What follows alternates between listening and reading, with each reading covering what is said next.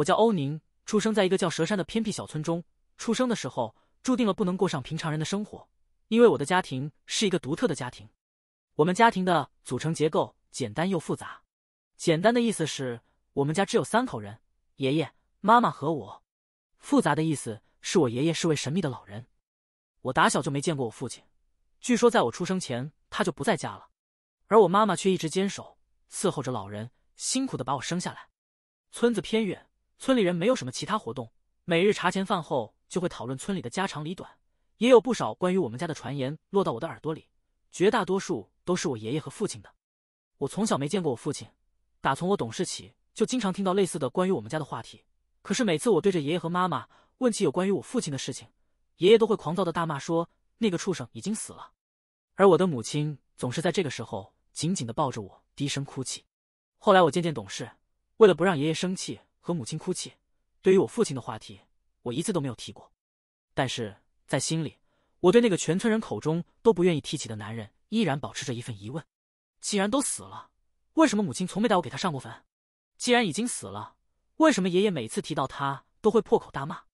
爷爷和母亲都是很和善的人，村里那些人虽然背地里会说一些闲言碎语，可是在他们面前的时候，那都是恭敬有加的，因为爷爷是村里唯一的一名行脚医生，也是唯一的一名道士。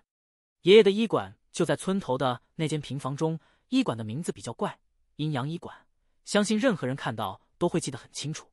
爷爷说那是祖上留下来的医馆，有上百年的历史了，是我们欧家的老祖宗给我们后辈留下来的宝贵遗产。这间古怪的医馆我就没见到他开门的时候。村里人有个小病小灾的，都喜欢跑到我们家门口喊一嗓子，老欧头，谁谁谁家的谁哪不舒服了。我爷爷就会笑呵呵的应一声，然后背着他那个古旧的行医箱子颠颠的跑去给人看病。要是哪家有了红白喜事，那也会到我们家门前喊一嗓子，老欧头，谁家白事了。我爷爷依旧背着他那个古旧的箱子跑去给人帮忙。我曾经问过爷爷，为啥那看病的自己不过来，你非要跑去给人看病呢？爷爷总是笑眯眯的跟我说道，咱们家祖训就是这样，行脚医生都要上门看病。虽然爷爷说的轻描淡写，可是我总觉得他不单单只是能给人看病或者操办丧礼那么简单。因为每到夜深人静的时候，爷爷就会悄悄的起床出门，快到天明时又悄悄的回家。至于他去做什么了，我不知道，我母亲也不知道。每隔一段时间，爷爷就会出一趟远门，大概3、4天的样子。每次回来都会塞给我一盒爆米花，我总是眉花眼笑的在爷爷的脸上亲上一口，然后抱着爆米花打牙祭。我母亲是个贤妻良母的典范，贤良淑德，举孝为尊，她从不多说话，也从不问爷爷出去做什么了。爷爷每次出远门回来都会塞给他一叠花花绿绿的钞票。母亲从来不会问钱是哪里来的，她只管沉默的洗衣做饭，伺候我们爷俩的生活。村子虽小，我们家的生活却是最富足的。现在想来，显然光靠爷爷行医和办丧事的那点微薄报酬是不足以让我们生活得如此滋润的。母亲很聪明，也很勤劳，家里的院子总是打扫得干干净净，鸡鸭也没少养，每隔一段时间就会宰上1、2只给我和爷爷改善伙食，日子过得倒也舒心。3岁之后，6岁之前，别人家孩子上幼儿园的年纪，在我们这穷乡僻壤的地方却只能在山间田里摸爬滚打。不过我爷爷经常带着我上山采药，也渐渐地给我灌输了不少医药方面的知识。用他老人家的话说，我是老欧家的根，以后的阴阳医馆要传给我的，怎么能不会医术？话虽如此说，爷爷那间阴阳医馆我却一次都没有去过。不是我不想去，是他不让我去。那个时候我还小，还处于听话的年纪，所以爷爷的医馆我确实一直没去过。但是这也导致后我长大后对那神秘医馆的好奇。随着时间的流逝，渐渐的我长大了。6岁那年，我到了上学的年纪。爷爷在我过生日的那天，很郑重的把一块食指大小粗细的羊脂玉挂在了我的脖子上，并且很郑重的跟我说，欧宁，你是我欧家的后人，爷爷在你身边的时候，爷爷会保护你，爷爷不在你身边，这块玉就会守护你，你一定要保护好这块玉，千万不能丢失了。当时我还年幼，心说不是说让玉保护我吗？怎么又成了我保护玉了？后来我才渐渐明白，所谓人养玉，玉养人，并不是字面上的含义那么简单。不过这块羊脂玉十分纯净，奶白奶白的，十分惹人喜爱，我自然也是爱不释手。晚上睡觉时总是喜欢捏在手中把玩，白天就贴身挂在胸前。也正是因为这块玉，我躲过了许多次的劫难，当然这都是后话。过完了生日，爷爷就把我送到了镇子中的学校读书。村子距离镇里颇远，所以附近村子里的孩子们大多要自己背米背面去上学。到了学校，把米面交给食堂，就算1星期的伙食有了着落。那时候我还小，爷爷就背着足数的米面，牵着我的手，顺着通往镇子的那条土克拉路走到学校中。每次走在这条土克拉路上，爷爷都会指着山林田野间那秀美的景致，给我讲一些他小时候的故事和一些奇闻怪谈。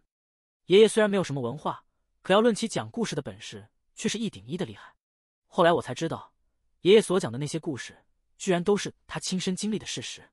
其中最让我记忆犹新的，就是他指着一处羊肠小道对我说道：“宁娃子，你记住，这条路，你千万不要进去。”我曾问过爷爷，为什么那条路不能进去？爷爷那对花白的长眉毛颤抖了几下，似乎有些遗憾地说道：“那边是东山，是埋死人的地，你还小，去了怕吓着。”接着我又隐约的好像听到爷爷低声的喃喃道：“可惜了，现在已经没有那么厉害的道士了。”爷爷的话声音很小，当时我浑然没有在意，只是记住了那地是埋死人的地。我那时确实还小，才6岁，能不害怕死人吗？一听说是埋死人的地，每次我路过那条羊肠小道的时候，都躲得远远的，生怕有什么妖魔鬼怪之类的突然出现，把我抓走了。后来村子里修了路，通了车，那条羊肠小道便废弃了，其间长满了杂草，便很难寻到了。随着交通便利，许多村民都在镇子里谋了事，生活条件也好了许多。大多数的孩子上学都是由爸爸骑着摩托车送到学校，唯独我每次都是爷爷牵着我的手，站在刚刚修好的路边，等着那每天早晚2班从镇子发往各村落间的班车。慢慢的过了1年，我对上学放学这条路也早就熟透了，就不让爷爷再送了。每次都是我跟村里老甘家的小子一起上学，一起放学。这小子叫甘成雄，和我一般大，可以说是发小。那时候流行动画片《机器猫》，甘成雄就长得跟那里面的大雄似的，性格做派也十分相像，戴着一副圆框黑眼睛，穿着一件黄色的短袖衫，所以我们给他起的外号就是大雄。7岁那年，我依稀记得那是一个周末，我和大雄还有其他几个同学放学后在学校里玩的久了一些。等那些同学的家长把他们都接走后，天已经黑了。我和大雄这才反应过来，我们错过了回村的班车。2个孩子无奈地站在路边，看着渐渐暗下来的天色，2个人一商量，决定走回村里。回村的路是还未完工的砂石路，大块的石子踩在脚下，割得脚丫子生疼。但是我们2个一边闹一边跑的，走起来倒也挺快。只是我们走着闹着，不知怎么的就走下了石子路，而且越走越远。等我们俩发现问题的时候，眼前除了杂草就是竹林，抬头望去，除了一片片田野，就是连绵不断的山岭，哪里还有石子路的存在？山野村间天黑得特别快，眨眼间周围便暗了下来。我和大雄都有些害怕，我们开始讨论究竟该何去何从。其实根本不用讨论，我们2人立刻决定原路返回。我们开始扭头往回走，可是我们2人往回走了快1个小时之后，问题又出现了。我们明明没有走出多远的距离，为什么始终找不到那条大路？最后我们不得不认清一个现实，我们迷路了。这时天已经渐黑，我们2人又累又饿，好不容易找了块大石头，我们背靠背的坐在上面休息。不一会的功夫，我居然听到了大雄轻微的鼾声。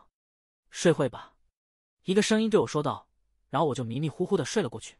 不知道睡了多久，我感觉自己好像被人拉扯了一下，好像醒了，又好像没醒，就是那种似醒非醒的状态。恍惚中，我好像听到了不远处有很多声音。大雄站在我的身旁，扯着我的肩膀跟我说：“欧宁，快醒醒，你妈妈喊你回家吃饭。”妈妈！我一咕噜身子站了起来，看到大雄就站在我的身边。我妈妈在哪里？我对着大雄问道。大雄此时似乎有些古怪，他微微低着头，身子僵直地站在那里，声音奇怪地说道：“在那里。”说着话，他转动了一下身子。我抬起头，看向了前方。不远处，一座高大的宅院，院门染着红漆，血红血红的那种红漆，门前的2根石柱子也是红红的，这红的妖异，红的让人感到心惊。那大门口，一名身穿红色唐装的老头站在那里，遥遥地向我们招手。不知为何，看到那老头的刹那，我仿佛看到了自己的爷爷，顿时忘了妈妈在哪里的事情，然后便不由自主地向那扇大门走去。穿着红色唐装的老头看到我们走近了，转身向那扇大门走去。他用力把大门推开了一条缝，然后笑眯眯地对着我们喊道：“来，来！”我不知道自己当时怎么了，只是机械地迈着步子，缓缓地向前走。但是我感觉自己的脑子还是清醒的。当我走到大门前的台阶处时，我感觉一股清凉的气息从我的胸口处散出，顿时停住了脚步。这荒郊野岭的，怎么会突然冒出这样一座大宅院？我脑中不知道怎么就闪出了这样一个念头，我顿时感觉到浑身发毛，尤其是我看到大熊低着头，一步一步的向大门内走的时候。大熊，我喊了他一声，但是他没有搭理我，还是低着头继续往前走着。我赶忙伸手拉了他一把，我拉住他手掌的刹那，感觉他的手冰凉冰凉的，一丝温度也没有，就像死人手一样，冻得我立刻收回了手。我知道死人手有多凉，记得2年前村子里有位张姓大爷去世，我爷爷去帮忙打理红白事，我就跟在爷爷的身后，当时年纪小，伸手拉了一把躺在木板上的张大爷，那股子凉意至今我还记忆犹新。用爷爷的话说，那叫没人气。我能感觉到此时的大熊就处于那种没人气的状态，不对，他好像还有一丝人气，我说不上来到底是啥感觉，反正就是不正常。正在我思考的时候，那个红衣服老头又出现在我们面前，他笑着看着我们俩，伸出一只苍老的手掌，对着我们道：来，跟我来，我带你们吃东西去。吃东西，这一句话，我感觉自己又累又饿的身体仿如已经承受不住那种饥渴的折磨，我仿佛闻到了门内传出来的一阵阵香气，那是食物的香气，肉香、菜香，就像妈妈平时给我做的饭菜一样。我再次迷失了，我对着红衣服老头伸出了自己的手掌，红衣老头对着我鬼魅的笑了笑，伸手向我的手掌抓来。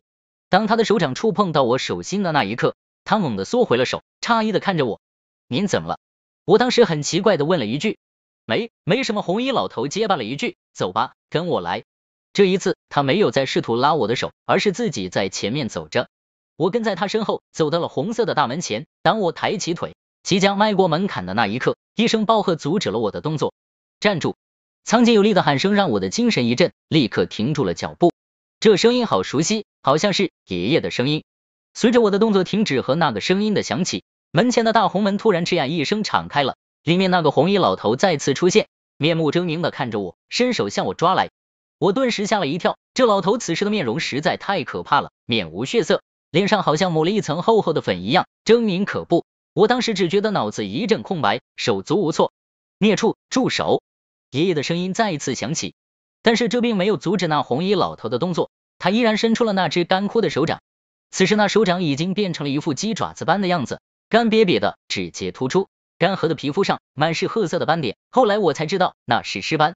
眼看着那只手掌就要抓住我的领口，我的胸前再次亮起了一团乳白色的光芒，那只手掌顿时又缩了回去，我吓得一屁股坐在了地上。与此同时，我身后响起了急促的脚步声，我赶忙回头看了一眼，看到了我爷爷正快步的往我这里跑着。他老人家背着他那个破旧的木药箱，穿着一身古怪的道袍，脸色有些微红，气喘吁吁的。要不是极为熟悉他老人家的面容和声音，还有那个特别熟悉的药箱，我差点就没认出来他。爷爷！我对着我爷爷大喊，不知道哪里来的力气，居然跑向了我爷爷。我爷爷几步便跑到了我的身边，一把把我搂进了怀里，不住的摩挲着我的头发道：云娃子，没事吧？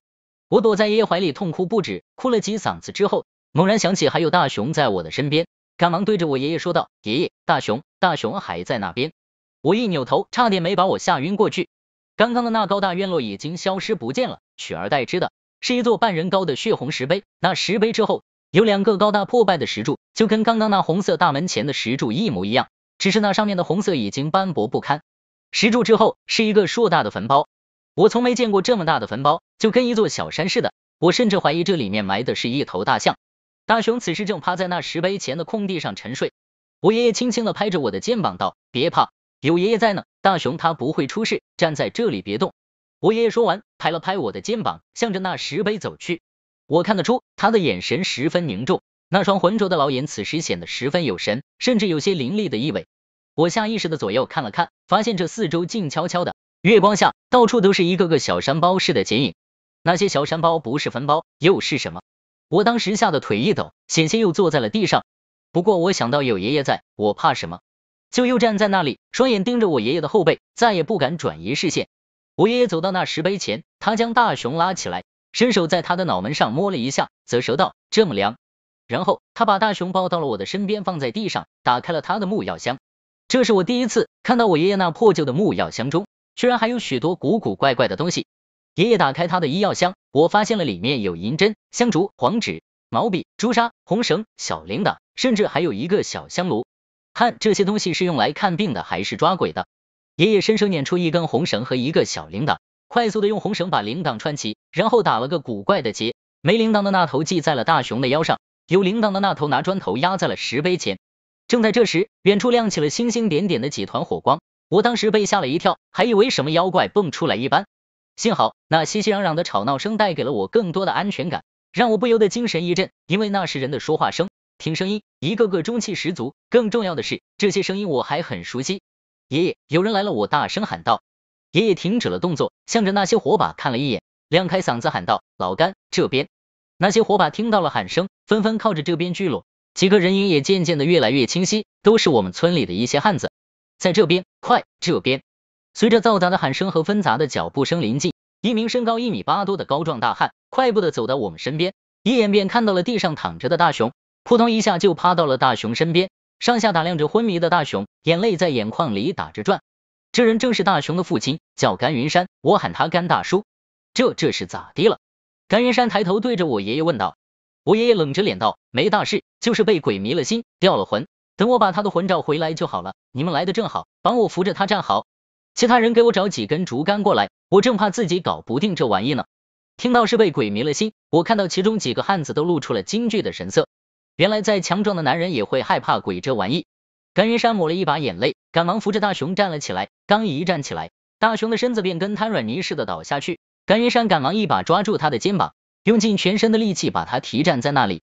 按理说大熊也才7岁，不过1米来高，可是甘大叔明显用了很大的力气才把他提住。也不知道是不是来的路上太累，还是怎么的，甘大叔的额头冒出了一颗颗豆子大的汗珠，顺着脸颊往下滑。竹子这东西满山都是，剩下的那几位大叔很快的便砍来几根竹竿。我爷爷挑了3根粗细差不多的，砍成1人高左右的6节，每一节的一头都削得尖尖的，另外一头贴上了一张黄纸符。我爷爷把这6根竹竿围着大熊的身子扎入地里，然后对着甘云山道：我用这锁魂阵镇住了他剩下的魂魄，你松手吧。奇怪的事情出现了，原本烂成一滩泥一般的大熊身子，这时居然自己站住了，只是他的头依然低着，小脸依旧苍白，双手垂着站在那里，就跟恐怖电影里那些游荡死尸一般。我爷爷看到大熊站好了，点点头，医疗道袍不知道从哪拔出了一把桃木剑。我心中惊奇，这老爷子把他藏哪的？我怎么没看到？爷爷挥舞了一下桃木剑，我看到他整个人的气势都变了，真的很有些仙风道骨的感觉。我爷爷脚下踩着我看不懂的步子，向那块血红石碑走去。那步子不大不小，看似是在兜圈子，事实上亲眼看到的人会感觉那一踩一踏之间，有股子非常怪异的力量在流动。当他走到石碑近前的时候，双手以让我们眼花缭乱的速度结了一个印，这印记复杂，我看到甘大叔他们都很紧张的站在一边，眼中露出很恭敬的样子，目不转睛的盯着我爷爷看着。我爷爷双手结了那个印记之后，把剑往前一伸，大喊一声：凶顽之物，还不速速将甘成雄之魂送出？难道要我将你魂飞魄散才肯甘心吗？老头子的这一声暴喝威势十足，就连甘云山等几个大汉都被吓得打了个激灵，一个个目不转睛的盯着我爷爷。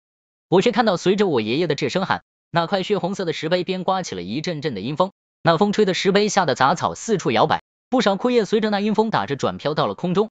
被我爷爷压在石碑前的那颗铃铛一阵阵的响动起来，接着一个和大熊长得一模一样的孩子从石碑中走了出来，他好像十分胆怯，害怕的看着周围，孤零零的站在石碑前，好像一个迷路的孩童般无助。我有心想要喊他，但是又怕贸然喊话给爷爷添乱。我抬头看了看甘大叔他们，发现他们根本没发现石碑前的大熊，只是在愣愣的看着我爷爷。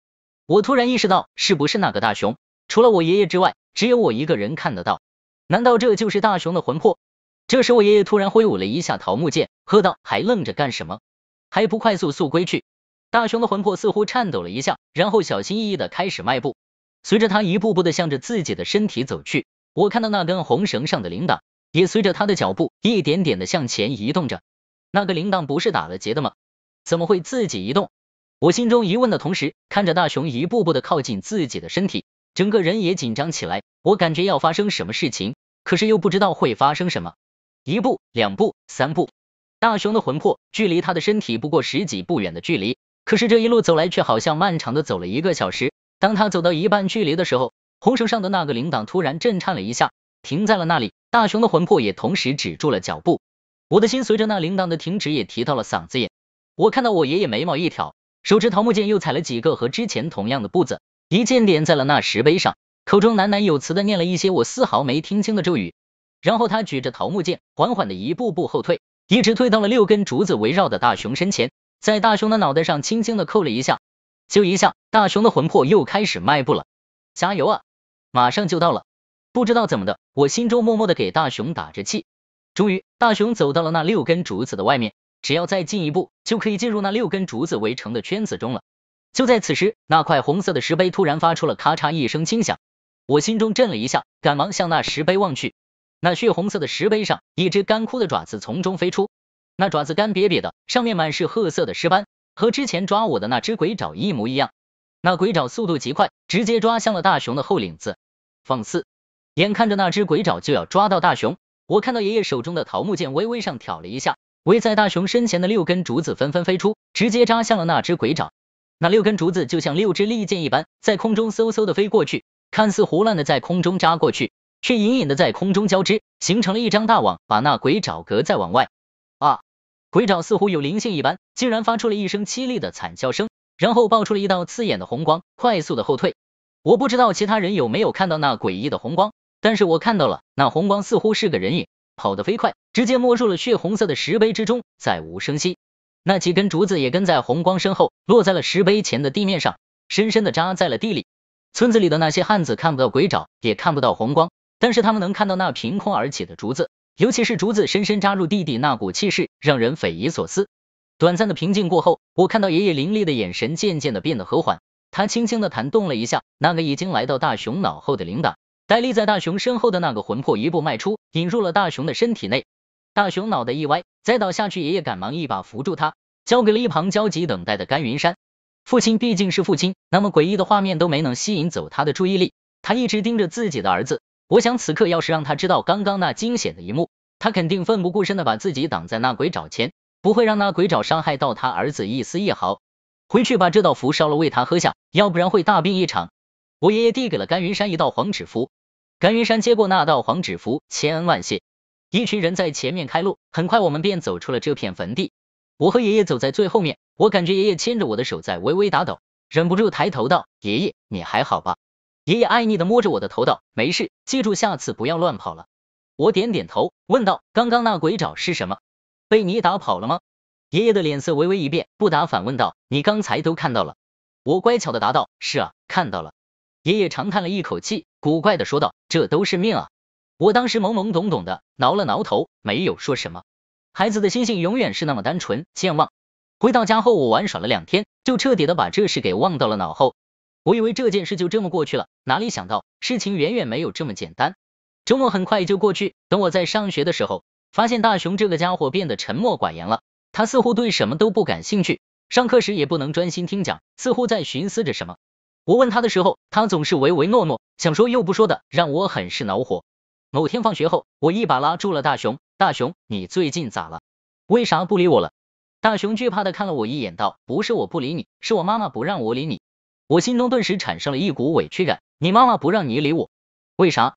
大熊左右看了一眼道，我妈妈说了，上次我们走丢了，都是因为你招了鬼，把我给牵连了，所以不让我理你。我招鬼？我顿时有些气愤，凭什么说是我招的鬼？大熊头低得很低，我听妈妈跟我爸爸吵架，说我回去后脸色发白，跟要死的样，我爸说是撞邪了，被不干净的东西碰了。我妈就问他，那为啥你没事，我却晕倒了呢？说这些都是你害的，就不让我以后跟你在一起玩了。他还说，我一扯大熊的衣服，还说啥了？大熊头低得更厉害了，还说你爷爷那医馆就是招鬼的地方，要不你爷爷咋总半夜3更的跑去医馆里呢？我顿时沉默了，是啊，之前我一直没注意，听大熊这么一说，原来爷爷晚上是去医馆了，可是为什么爷爷总是半夜跑出去呢？大熊凑到我身边低声道，其实我知道你爷爷是好人，村里人都说他老人家本事大，我还偷偷的跟你玩，你不要生气好不好？孩子的心性就是这样，转眼间我们又玩到了一起，可是我心中却起了个疑问，爷爷的医馆不是看病的吗？为什么会招鬼呢？晚上回家后，我心中一直揣着这个疑问，吃饭的时候被妈妈敲了几次饭碗才缓过神来，问我怎么了，我只好扯谎说正在琢磨今天老师教的算术题。我爷爷笑着说我有出息，一句话把我说的脸都红了。胡乱扒拉了2口饭之后，我立刻爬上床睡觉了。妈妈奇怪的说，这孩子今天怎么了，这么早就睡了？爷爷笑着说没事，估计是学习累了。躲在被窝里的我再次脸红了。长大后，我基本上跟爷爷睡在一张炕上，半夜醒来的时候，我发现爷爷已经不在了，摸一下被窝还是热的，仔细一听还能听到爷爷关大门的声音。我赶忙起身穿好了衣服，轻轻的跑出了院子，悄悄的拉开大门，偷偷的瞄了一眼，看到了爷爷微微佝偻的背影，向着医馆的方向走去。我立刻也跟着出了门，像个电视里跟踪人的特务一样，悄悄的跟在爷爷身后。这深更半夜的，整个村子都是静悄悄的，偶尔有一两声狗叫声，爷爷的影子被月光拉得长长的，黑暗处有种让人害怕的意味。要是放在平时，我肯定是不敢在这种夜里独自跑出来的，可是今天因为心里挂着爷爷医馆的事情，居然出奇的胆大，尤其是那种跟在别人身后的神秘感，让我十分的兴奋。我跟着爷爷的身后来到了村口的医馆处，看到爷爷掏出钥匙打开了门板上的锁，然后扯开了一半门板，自己钻了进去。我赶忙悄无声息的跟了上去，躲在了门外的窗子下，偷偷的往屋里瞄了一眼。可惜屋子里黑漆漆的，我啥也看不到，但是我可以听到里面发出瓶瓶罐罐的声音，似乎爷爷在翻找着什么东西。正当我扒着窗口想要再看一眼的时候，我感觉到一阵凉气从我的后脖梗吹了过去，那股阴森的凉飕飕的感觉吓得我打了个激灵，等我回头看时，却什么都没看到。正在这时，屋子里响起了一个阴森的、冰冷的、毫无感情的声音：欧先生，最近几日腹中隐隐作痛，不知是何缘故，特意来找欧先生求药。求药？这大半夜的还来看病，真是有病。然后我就听到了我爷爷的声音，他似乎丢了什么东西给那人道：捏碎分3次与阴水冲服。谢谢。那我先走了。那个人毫无感情色彩的说了这么一句，我嘀咕了一声，背靠着墙，等着那人出来。不一会，那个人从屋里出来了，居然是个穿着白色衣服的女人。只是这个件白色衣服咋那么长，长得连脚都看不到了。还有她走路咋那么平稳，平稳的根本不像是走的，而是飘的。我感觉自己的牙齿在打颤，这哪里是个人，这分明是个鬼嘛！没等我发出尖叫，我看到不远处又飘来了一个人，不是飘来了一只鬼，一只男鬼。这男鬼穿着和那女鬼同样的白衣。这个时候我已经反应过来了，那是寿衣。村里陈大爷死的时候我见过，就是穿的这种衣服。那男鬼也是低着头，头发不长，整个魂飘飘荡荡的向前飘着。和那女鬼交身错过的时候，我看到他们俩好像还打了个招呼。天哪，多和谐的一幕，此时在我眼里却显得那么的恐怖，因为那个男鬼，我似乎认识他，不就是隔壁刘老爷那个儿子吗？2年前据说得了心脏病死的，这会活脱脱的出现在我面前，怎么能让我不害怕？关键是这家伙你出现就出现了，你冲我笑个什么劲啊？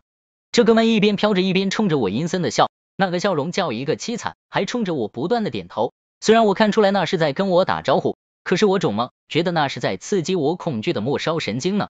因为恐惧，所以害怕，因为害怕，所以我喊了出来。啊，鬼啊！听到我的叫声，我爷爷从屋子里跑了出来，瞪了我一眼道：你怎么来了？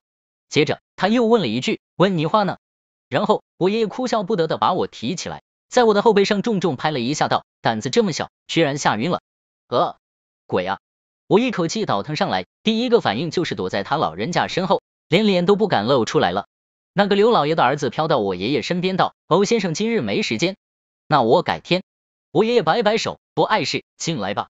我悄悄的躲在爷爷身后，怕看又忍不住偷偷的去看，畏畏缩缩的跟在爷爷身后挤进屋内。我爷爷拉了一把椅子坐下，我哆哆嗦嗦的躲在他的椅子后，打量着这间医馆。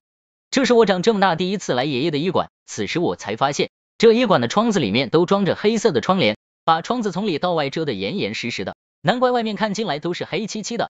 医馆不大，也就10来平米的空间，简单的一张方桌，2把椅子，一个书柜。桌子上摆着我爷爷那破旧的医药箱，书柜里摆满了各种书籍，一看就是上了年头的古本。正对着门口的位置，医馆正中央的房梁上悬着一个什么东西，被黑布遮盖着，黑布很长很宽，垂下来长长的一截，挡住了后面的墙壁上的一面铜镜。就这么简单的摆设，看起来却有种肃穆的感觉。不知道怎么的，站在这间屋子里，我的那种恐惧感顿时消散得一干二净，竟然不由自主的直起了身子。相反，那个刘老爷家的小子进了门之后倒是畏畏缩缩的，低着头，也不敢对我笑了，乖乖的站在那里，像是等待县太爷问案的囚犯一般。我爷爷端坐在椅子上，对站在他面前的男鬼道：你是刘全是吧？说吧，什么事？那男鬼刘全道：欧说好。我爷爷眉头一皱，叫我欧先生。我看到刘全惨白的脸上顿时露出了惊骇的表情，赶忙改口道：是欧先生，我是有事相求。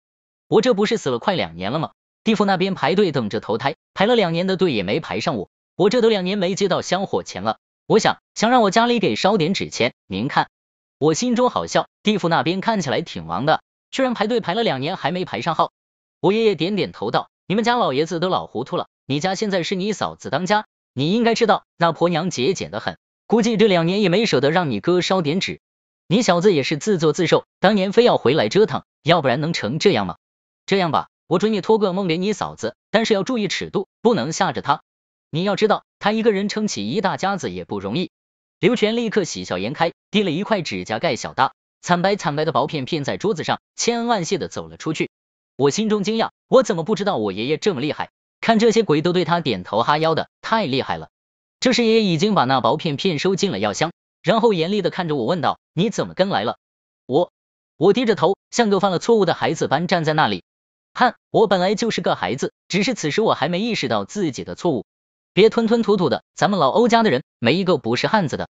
爷爷洪亮的声音让我的精神一振，我看出爷爷并没有责备我的意思，便开口道，大雄他妈妈说你是招鬼的，不让大雄跟我玩。我这话说的前言不搭后语，顺序有些错乱，可是爷爷却听明白了。他先是微微一怔，接着有些落寞的唱朗道，山野村妇懂得什么，你现在看到了，你爷爷到底是不是个招鬼的？是，我毫不犹豫的回答道。我爷爷立刻瞪起了眼珠子，我立马把声音变小了，您刚刚那不是招鬼是什么？我爷爷对着我的脑门戳了一下道，你爷爷我是在给鬼看病，处理阴间事务，要是没有我，这一片地界早就乱了套了。我心说你有那么大能耐吗？但是我没敢说出来，不过我的表情已经出卖了我。我爷爷活了多大岁数了，一眼就看出了我心里的小九九。他拍了拍我的肩膀道，你还小，不过你既然是我欧家的种，那就早晚要接触这些。实话告诉你，你爷爷我是这片地界的阴官，就是管理那些孤魂野鬼的。一般哪家人到了寿限了，我就会提前通知一声，让他们早早做好准备。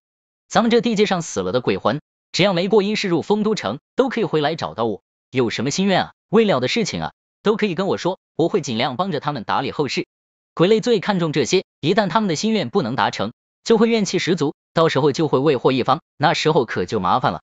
若是碰到本性善良的鬼还好说，尽量开解驱疾去地府即可。要是碰到怨念颇大、穷凶极恶的，那就必须用术法将其驱除，以免其横生祸事。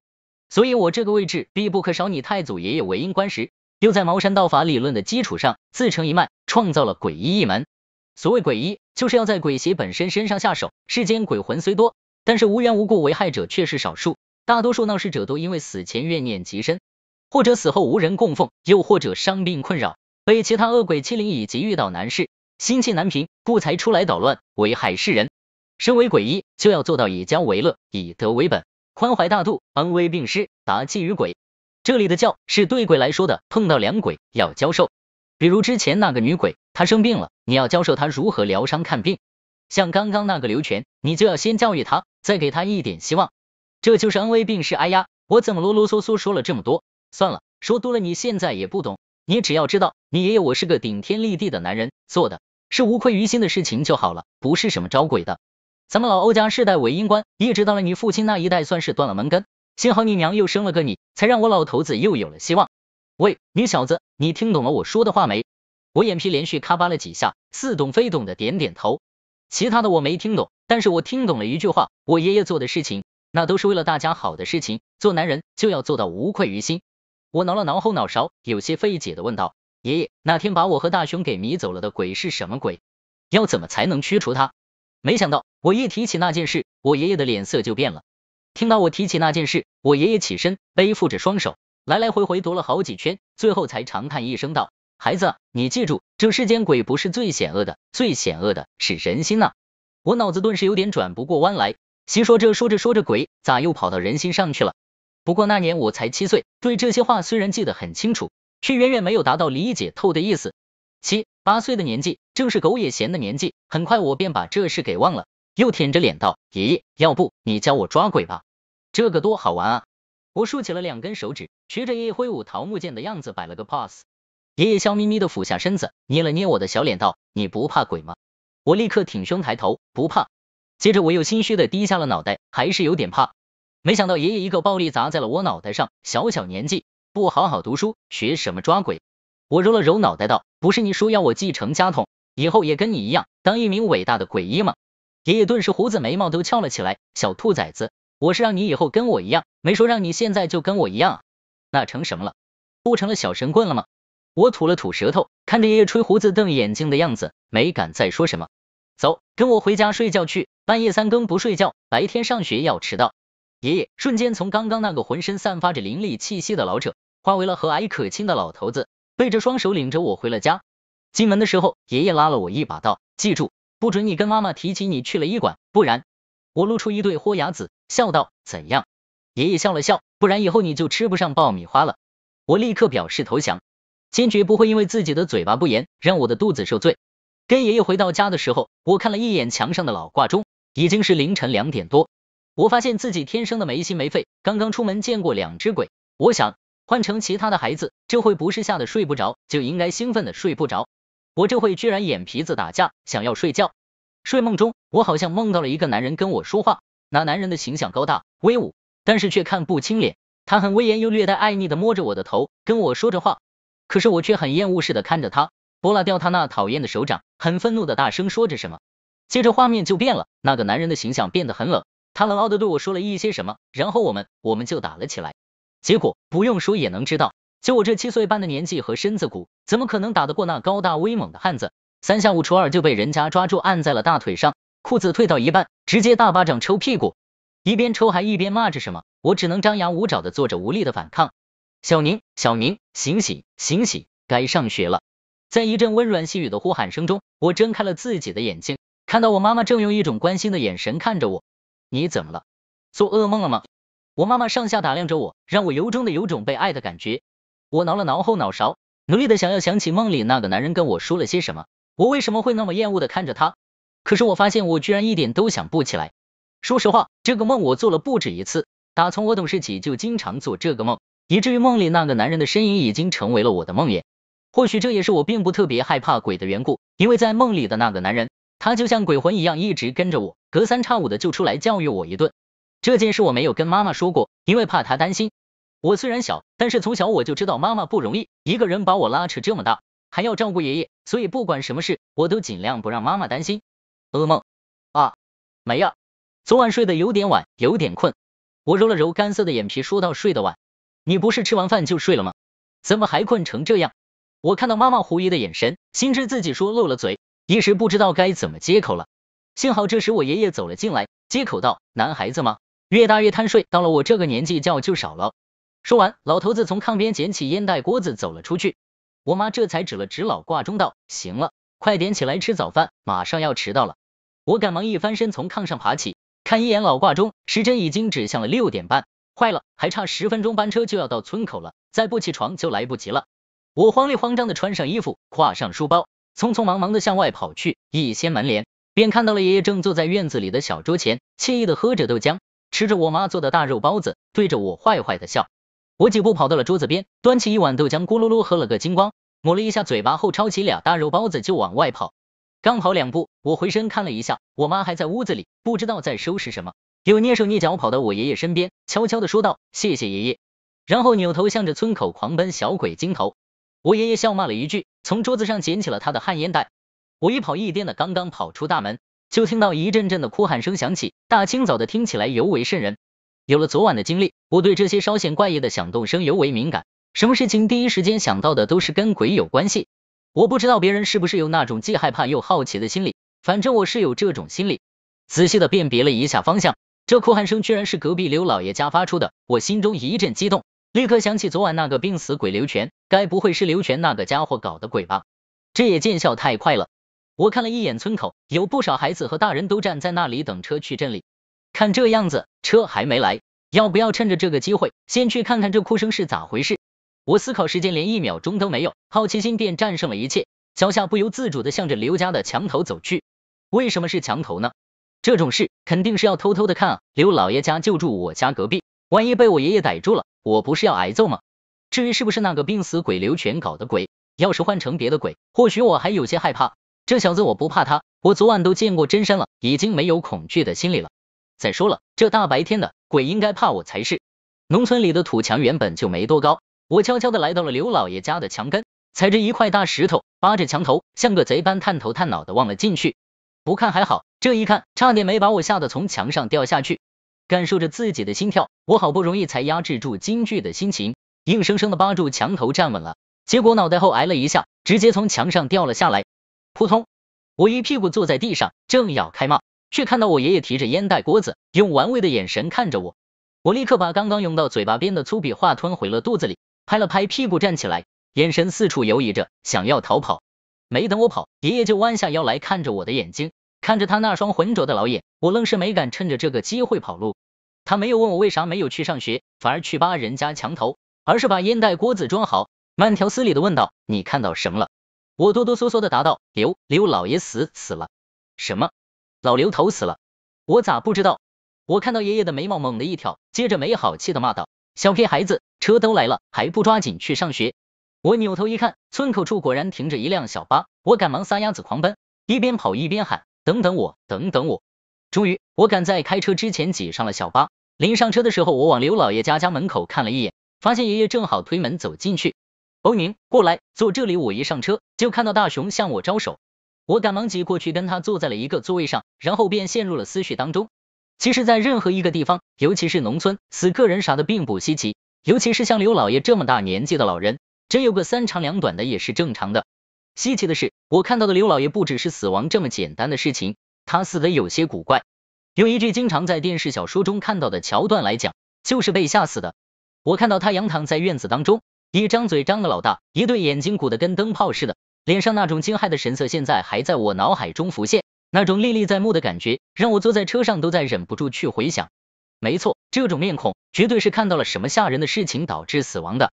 刘全有心脏病，按照爷爷的说法，这是遗传，那刘老爷也很有可能有这方面的病症，遇到什么惊人的事情被吓死也是正常的。我坐在车上胡思乱想，好悬没坐过站，要不是坐在我身旁的大雄拉了我一把，我还没有反应过来。大雄一边拉我下车一边问道：喂，下车了，你怎么了？脸色这么白？我迟疑了一下，悄悄的跟他说：村里的刘老爷死了。啥？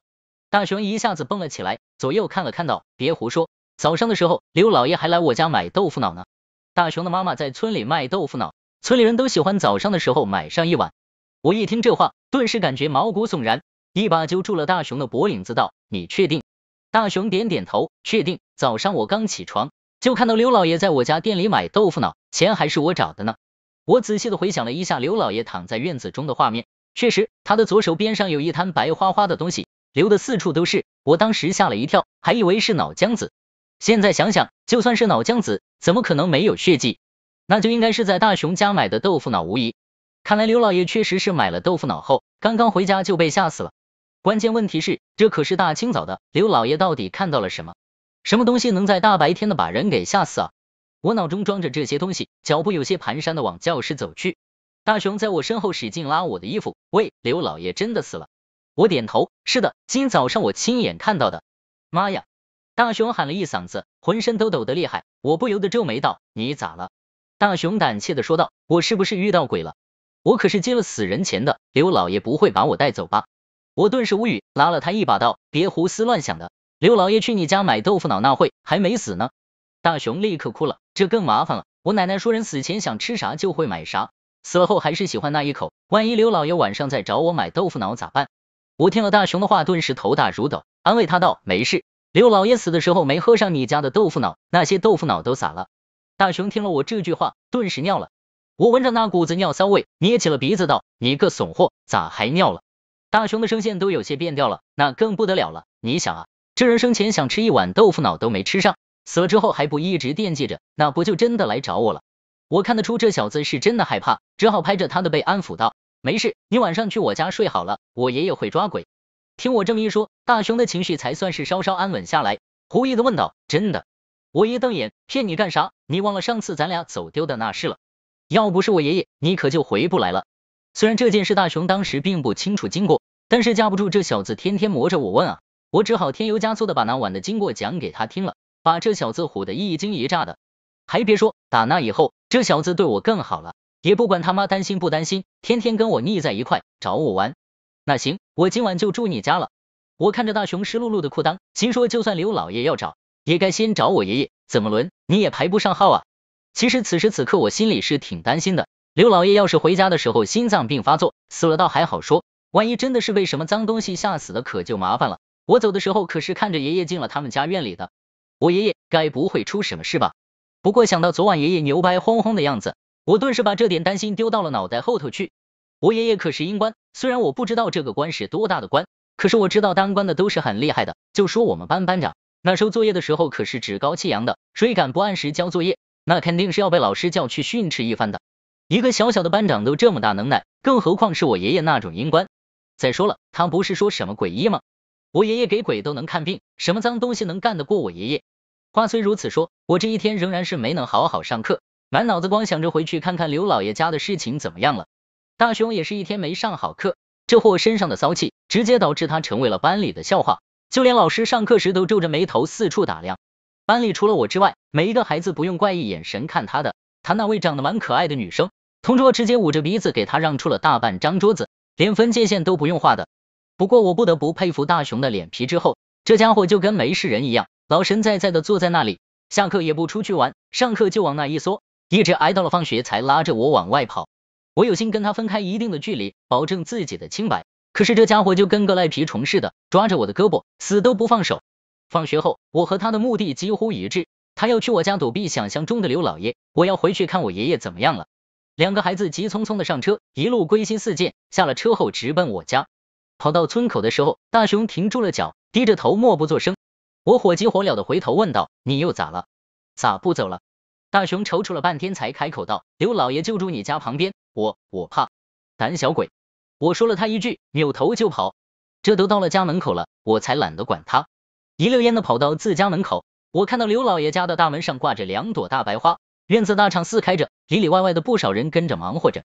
爷爷，我先冲到了自己家，发现大门锁得紧紧的，不光我爷爷没在家，连我妈也没在，这都去哪了？这时我听到有个人喊我，小宁。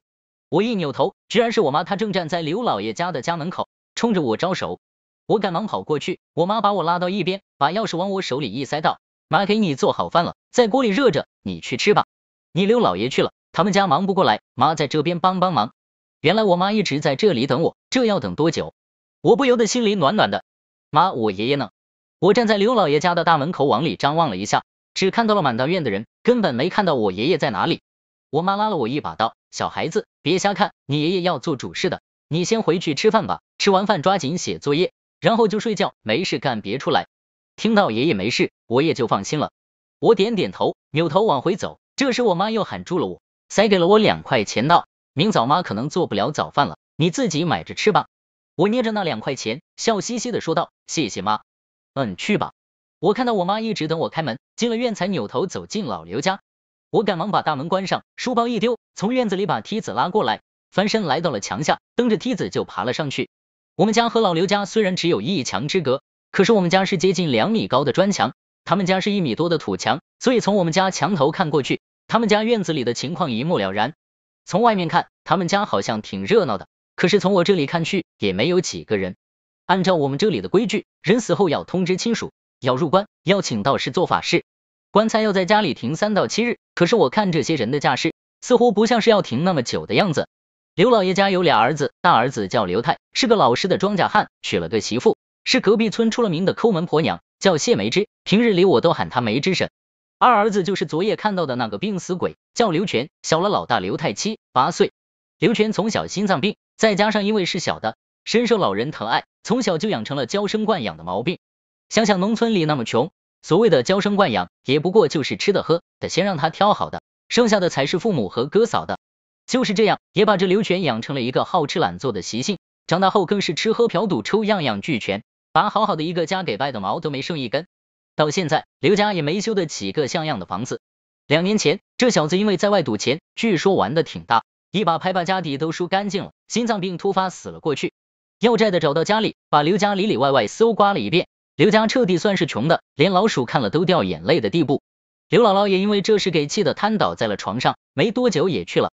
幸好刘家那个抠门媳妇梅枝婶会过日子，老大刘泰又是个勤劳肯干的，加上周围邻居帮衬，这2年才算恢复了些元气。眼看着日子一天天好起来了，刘老爷这突然间又暴毙了，着实是雪上加霜。蛇山村里唯一的道士就是我爷爷，刘老爷死在了当院里。按照规矩，我爷爷就要在院子中给刘老爷的鬼魂开路。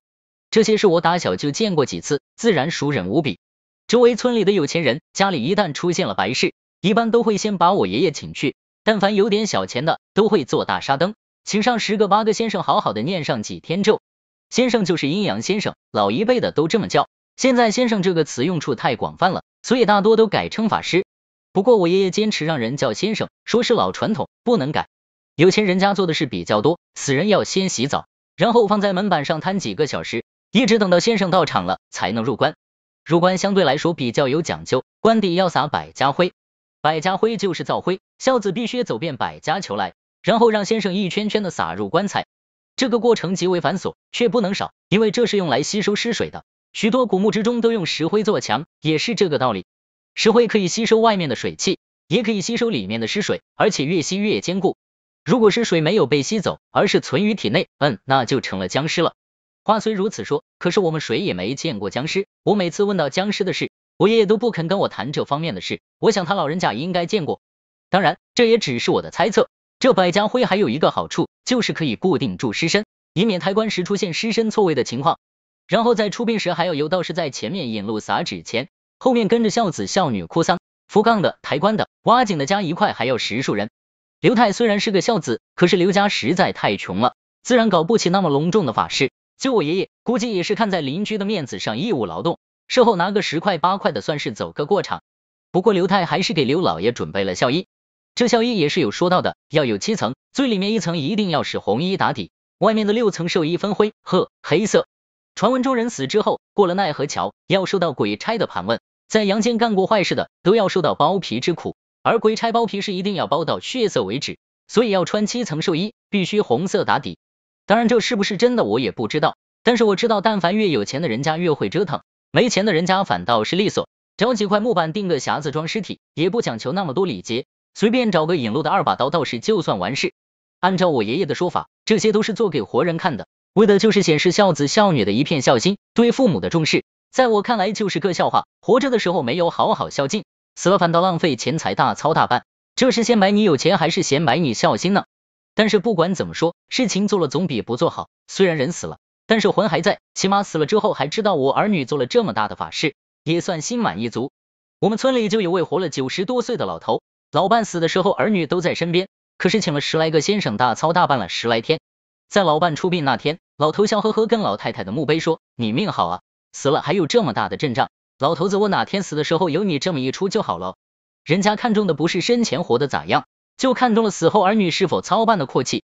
结果老头活了90多岁，天天盼着死，就是不死，一直活着看着自己的儿女老了去了，自己成了孤寡老人了，也没办上这场阔气的葬礼，现在天天就只会念叨自己不争气，早知道还不如趁早喝了农药算了。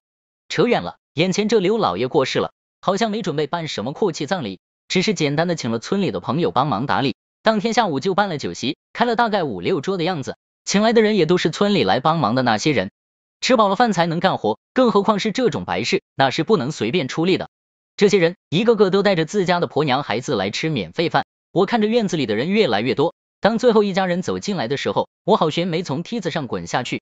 这家人不是别家，就是甘云山一家人。甘成雄那个胆小鬼，此时居然像模像样的跟在他老爹身后，规规矩矩的走到灵堂前给刘老爷磕头。我能看到他磕头时那个虔诚的样子，估计这小子这时候正在祷告，刘老爷晚上不要找他买豆腐脑，要不然他咋一个劲的在打斗。这个混蛋不是说好了晚上来陪我一起住吗？这会把哥一个丢在家里，他去吃免费饭了。这不行，我也得下去看看，我爷爷妈妈都在那边帮忙，晚上我自己一个人睡觉，我也害怕。我正准备收拾梯子过去的时候，听到对面院子里响起了一声喊，我立刻猫着身子侧耳倾听起来。喊话的是我们村的村长，和刘老爷是本家，也姓刘，叫刘乃生，年纪比我爷爷还大，我们都亲切的称他为老村长。他那沙哑又带着点沧桑的嗓音，我肯定不会听错。诸位，今日老刘头去了，诸位也都看到了，今天请各位来就是为了帮刘家老大出把力，把后事给办了。我跟刘家老大还有老欧头商量过了，今晚请大家吃饭，明早就起灵上山。老村长的话音刚落，立刻引起了一片的惊讶声。这么快？不是要停棺3天以上吗？是啊，怎么这么快？哎，刘家这2年日子过得清苦，快点打发了也算了，装心事。一片议论声中，老村长刘乃生摆了摆手，叹了口气道：是啊，我说句不该说的话，刘全那个混蛋王八羔子，活着的时候可没少糟蹋钱。你们看看现在咱村谁家不是砖楼瓦房的，只有刘家还是泥糊的墙面。这2年虽然缓了不少，可是这日子还是挺紧巴的。这又遇到这种糟心的事，搁谁身上谁都难受。现在咱村的日子一天天好起来了，大家乡里乡亲的都伸把手，互相拉扯一把。行了，大家都别议论了，这事就这么定了。今晚吃了这餐席，明个一早各位赶早起灵上山。老欧头算过了，明早5点半是吉时，还请各位到时候都来搭把手。果然是只停棺1天，明早就起灵，这可太仓促了。按照规矩，怎么着也得停棺3天才算过得去。可是刘老爷这棺材只停1天，是不是犯了什么？说道。我心中纳闷，以前只听说过起灵选日子的，从没听说还选时辰的。5点半，各种程序走完就要6点，刚好赶在刘老爷死之前那个点上。而且看老村长和我爷爷的架势，这是要赶在停棺1整天的时间内把棺材弄走。难道刘老爷真的是被什么东西吓死的？我虽然年纪小，但是从小就跟在爷爷身边，这些规矩我还是懂得不少，很轻易的便发现了其中的问题所在。好说，老村长开口了，怎么能不帮忙？就是刘太兄弟去年也帮我们家抬过棺，这个忙一定要帮。放心吧，明早一准来。村里人都比较淳朴，几个汉子你一句他一句，各顶各的讲义气，其他人自然也没有异议，毕竟都是一个村的，大家抬头不见低头见的，遇到这种事大家都能理解。得了，那开席，今个我老刘给大家准备了1箱子红星2锅头，一个个都给我吃饱喝足了。老村长把脚边的酒箱一把扯开，和我爷爷挨个桌的摆了出去。整个过程中一直是老村长和我爷爷在忙活，刘太和他媳妇一直没出面，这不由得又让我感到奇怪。按道理说，这种事聚对的是应该孝子亲手来操持的，让梁老头在外面伺候客人算哪门子回事？更何况我爷爷还穿着道袍，他现在应该做的是围着棺材念咒唱法，而不是在外面招呼客人。难道说刘太那家伙在屋子里当道士，我爷爷和老村长在外面当孝子？呸，我胡想什么呢？我正琢磨间，那边已经有人问了，喂，老欧头，我说刘太那家伙呢？我们这都准备开席了，也没见到他人，我们这里是送给谁的？他媳妇又去哪儿了？我怎么看着看着，堂屋里除了一口棺材，连个人都没有，这不对啊！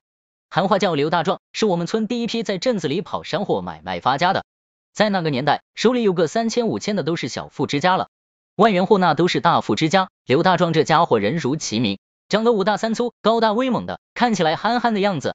别看他长得憨憨的，你要是把他当真憨，那你就纯粹是个憨子了。我爷爷曾经说过，大块头有大智慧，这刘大壮就是那种大智慧的人，一些细节方面，他比个娘们算的都精。要不咋人家能知道往镇子里跑山货买卖，别人就不知道。而且刘大壮这话问的也很有水平，看出了不对劲，直接拿礼金说话。其实不管是那个年代还是现在，有钱人说话底气都足，这家伙突然这么一问，其他人也看出了不对劲，家里死人了，哪里有孝子不在的道理？你可以不在外面招待客人，但是你总要在棺材前守灵吧？这可好，孝子也没看到，只看到一口棺材，这太不合常理了。要知道这些人也都是准备好礼金来的，可是到现在也没个收礼的人。人人都知道刘太那婆娘是个小气鬼，收礼这种事怎么可能少了她呢？可是现在就出了这么怪的事，主人家没人在家，倒是2个外人帮着操持丧礼，怎么能不让人生疑？众人一个个都在心底产生了疑问，又开始悄悄的议论声。是啊，刘太去哪里了？你看到了吗？我上哪看到去？他媳妇好像也不在，都没人收礼，他媳妇肯定不在。收钱这种事，没知那娘们怎么可能不在呢？你们没听说吗？头年刘全死的时候，刘家闹鬼的事，别提那事，那时咱村谁不知道？还用你说？我的意思是，这老刘头该不会也像刘全那样回来闹事吧？估计是，要不老刘家咋只停1天的棺？估计是怕再出什么问题。这些人一说，我立刻想起来了，2年前刘全死的时候，他大哥刘太可是在刘老爷的极力反对下，给他办了个丧礼。我现在还记得那时候的刘家本来就穷，可是刘太硬是卖了自家3担米给刘全办的丧礼。刘太说，刘全是我亲弟弟，生前做的再不对，死后了，一切都了了，我就是砸锅卖铁也得给他发送了。棺材算不上好棺材，那也是花钱买的，寿衣也是7层的，甚至跨火盆、唱法师这些花费颇大的项目都给做了。当时刘太哭的那叫一个稀里哗啦，可见这兄弟俩感情多深。只是这丧礼准备好了，眼看着要起灵的时候出事了。我现在还记得那是下午，大概4、5点钟的样子，众人正在吃席，突然间一张桌子上，一名胖娘们就蹦了起来。这娘们叫王淑珍，平时在村子里最是喜欢撒泼的主，往日里凑热闹就是大大咧咧的。要说她这突然蹦起来也没啥，关键是这娘们还大喊大叫的，指着刘老爷的鼻子骂什么你个老不死的，生前没见你舍得花钱，老子死了还唧唧歪歪的不肯给我办丧礼。众人当时就傻了，还以为这娘们在装神弄鬼的胡闹。可是这位有明白人立刻就听出来了，这娘们满口的脏话，声音年轻粗犷，说话的时候喉咙口一动动的，就跟喉结在震动一样。熟悉刘全的人就更不用说了，第一时间跳了起来，因为那声音就是刘全的声音。农村人都迷信，但是也有胆子大的，这么一闹，有的吓得当场跑的，有的则在一旁跟王淑珍开玩笑，问他一些牌场上的事情。农村里这些鬼附身、头切回魂的事是常听常见的，人们只想确认一下，到底是不是刘全回来了，附了王淑珍的身。这刘全是个赌鬼，一谈到打牌，那恨不得立刻就摆上一桌，打上个3天3夜。众人一问，当即就翘起了二郎腿，叼起了小烟卷，给众人砍大山似的砍了起来。别看刘全这小子没啥出息，说到赌场，那是讲的津津有味，村里人没见过啥世面。这小子去过市里的大赌场，虽然只是站在外围等着混红钱的，可是每个赌徒心中都有一个坐在正位上叱咤风云的梦，不是？此时附在王淑珍身上的刘全就在圆梦，当赌神的梦。周围围着一圈看笑话的，这小子浑然不知，还以为这些人真的很崇拜他，吹起牛来天上地下，什么斗地主、炸青花、百家乐、梭哈，这小子吹的是有模有样，得意洋洋。众人心说得了，没得跑了，这小子肯定是刘全回魂无疑。因为王淑珍这娘们的爱好是嚼舌根，跟打牌赌钱不挨边，哪里会说出这么多牌场里的专业术语来？刘老爷当场就吓晕过去了，刘太吓得对着刘老爷又是捶背又是拍胸的，可算是把老头给整醒过来。老头指着王淑珍，嘴唇紫直哆嗦，愣是没说出一个字。刘太哭嚎着对王淑珍身上的刘全喊骂，说你个兔崽子，死就死了，丧事也给你办了，还回来吓唬人干什么？刘全那边正自吹自擂的上瘾，听到刘太的哭喊声，顿时来了气，大耳瓜子对着刘太的脸直接扇了过去，一边扇还一边骂，说老头子偏心，对你大儿子比对我好多了，老头子早就想我死了，要不然。别看刘全附身的是王淑珍这个女流之辈，那身上的力气却是大的不得了，要说刘全往日那病怏怏，推一巴掌都有可能摔倒的样子，这成了鬼了，反倒威猛了，几个5大3粗的壮汉拉都拉不住。结果这时候刘太的老婆谢美芝一看自家男人挨了打，顿时冲上来帮忙。他不帮忙还好，这一帮忙，刘全就冲着谢梅芝去了，劈头盖脸的就是一顿大耳瓜子，一边打一边骂什么不是因为你个臭娘们，老子不会死，什么我死的冤之类的话。众人听了心中虽然惊讶，却也没当真，毕竟这刘全现在是个鬼，精神明显不正常的，鬼说出来的话就是鬼话，鬼话那能信吗？要说女人真要是上了劲，那比男人可猛多了。3、5个大汉搞不定的王淑珍，这回算是碰到了对手，两个人扯头发抓脸皮，打的那叫一个天昏地暗，衣服都扯破了，两人你抓着我，我抓着你，在地上打滚。当时刘家就乱成了一锅粥，刘全的丧礼也是我爷爷一手操办的，结果这大白天的刘全就回了魂，我爷爷脸上也有些挂不住。原本在屋子里正在唱法的老爷子，听到院子里闹哄哄的，一个箭步就窜了出来，一打眼就知道到底发生了什么事。老爷子二话不说，抄起一双筷子叼住了王淑珍右手的食指，使劲一掰，咯嘣一声响，当时好悬没把王淑珍的骨头节都掰断了，那王淑珍嗷一嗓子就晕了过去。不大一会醒过来的时候，说话也正常了，脑子也清醒了，只是不知道自己都干过啥事，还问周围人发生啥事了。周围人调笑他说他被鬼上了身，这娘们当时吓得小脸煞白，就差给我爷爷跪下了。我爷爷丢给他一张黄纸符，跟他说让他回去烧了喝下去，这几天他火力低，晚上不要乱跑。王淑珍千恩万谢的跑了，回头还偷偷给我爷爷送来了20块钱。当然这都是后话，刘全的丧礼经这么一闹，也算是彻底办不下去了。我爷爷抓紧帮着刘家做了法事，当天下午就找了村里人帮忙拉出去埋了。后来村子里又议论了几个月，渐渐的时间长了，人们也就忘了，这事就算是告一段落了。谁知道今天又被刘大壮提起了，人们不由得又从记忆的长河中把当年的事情翻了出来。当年就是这个院子，也就是这些人，只不过王淑珍没来。这娘们对刘家院子怕到了极点，走路都绕着走的，当年的事都成了她一块心病了，还怎么敢来？一想到这些，院子里的人一个个都开始议论开了，有说当年刘全吹牛赌场的事，也有说刘全当年骂他家老爷子和老大媳妇的事，这事现在被这些人一扒，顿时显得疑点重重了。眼看着一群人议论声越来越大，越说越离谱，整个小院都开始闹哄哄起来。我抬出头去悄悄地瞄着，发现老村长和我爷爷的脸色都变得很差，尤其是老村长，他用那种担忧的眼神看着我爷爷，好像有话却不方便说的样子。我爷爷也同样看了他一眼，似乎低声说了句什么。老村长立刻喊道：好了好了，别在那瞎咧咧了，刘老头死的仓促，刘太什么都没准备，这会出去忙着买东西了，都瞎咧咧啥？人家一会就回来了。老村长这个理由倒也说得过去，1天时间内就出殡，还要准备丧礼的东西，时间确实很紧。此时刘家2口不在家，倒也能说得过去。正在这个时候，刘家大院外走进一男一女，男的一进门就扯开了一条烟，挨个的撒了过去，口中还期期艾艾的喊着不好意思，出去办事了，这才回来给大家上烟。女的则是一脸怪异表情的直奔厨房，她的手里提着一个大袋子，里面鼓鼓囊囊的，不知道装的啥，可是我看得出没多重，肯定不是买的菜。这一男一女正是刚刚赶回来的刘太和他媳妇谢梅枝。正主现身，老村长狠狠地瞪了刘大壮一眼，骂道：狗约的，看我不撕烂你小子的臭嘴！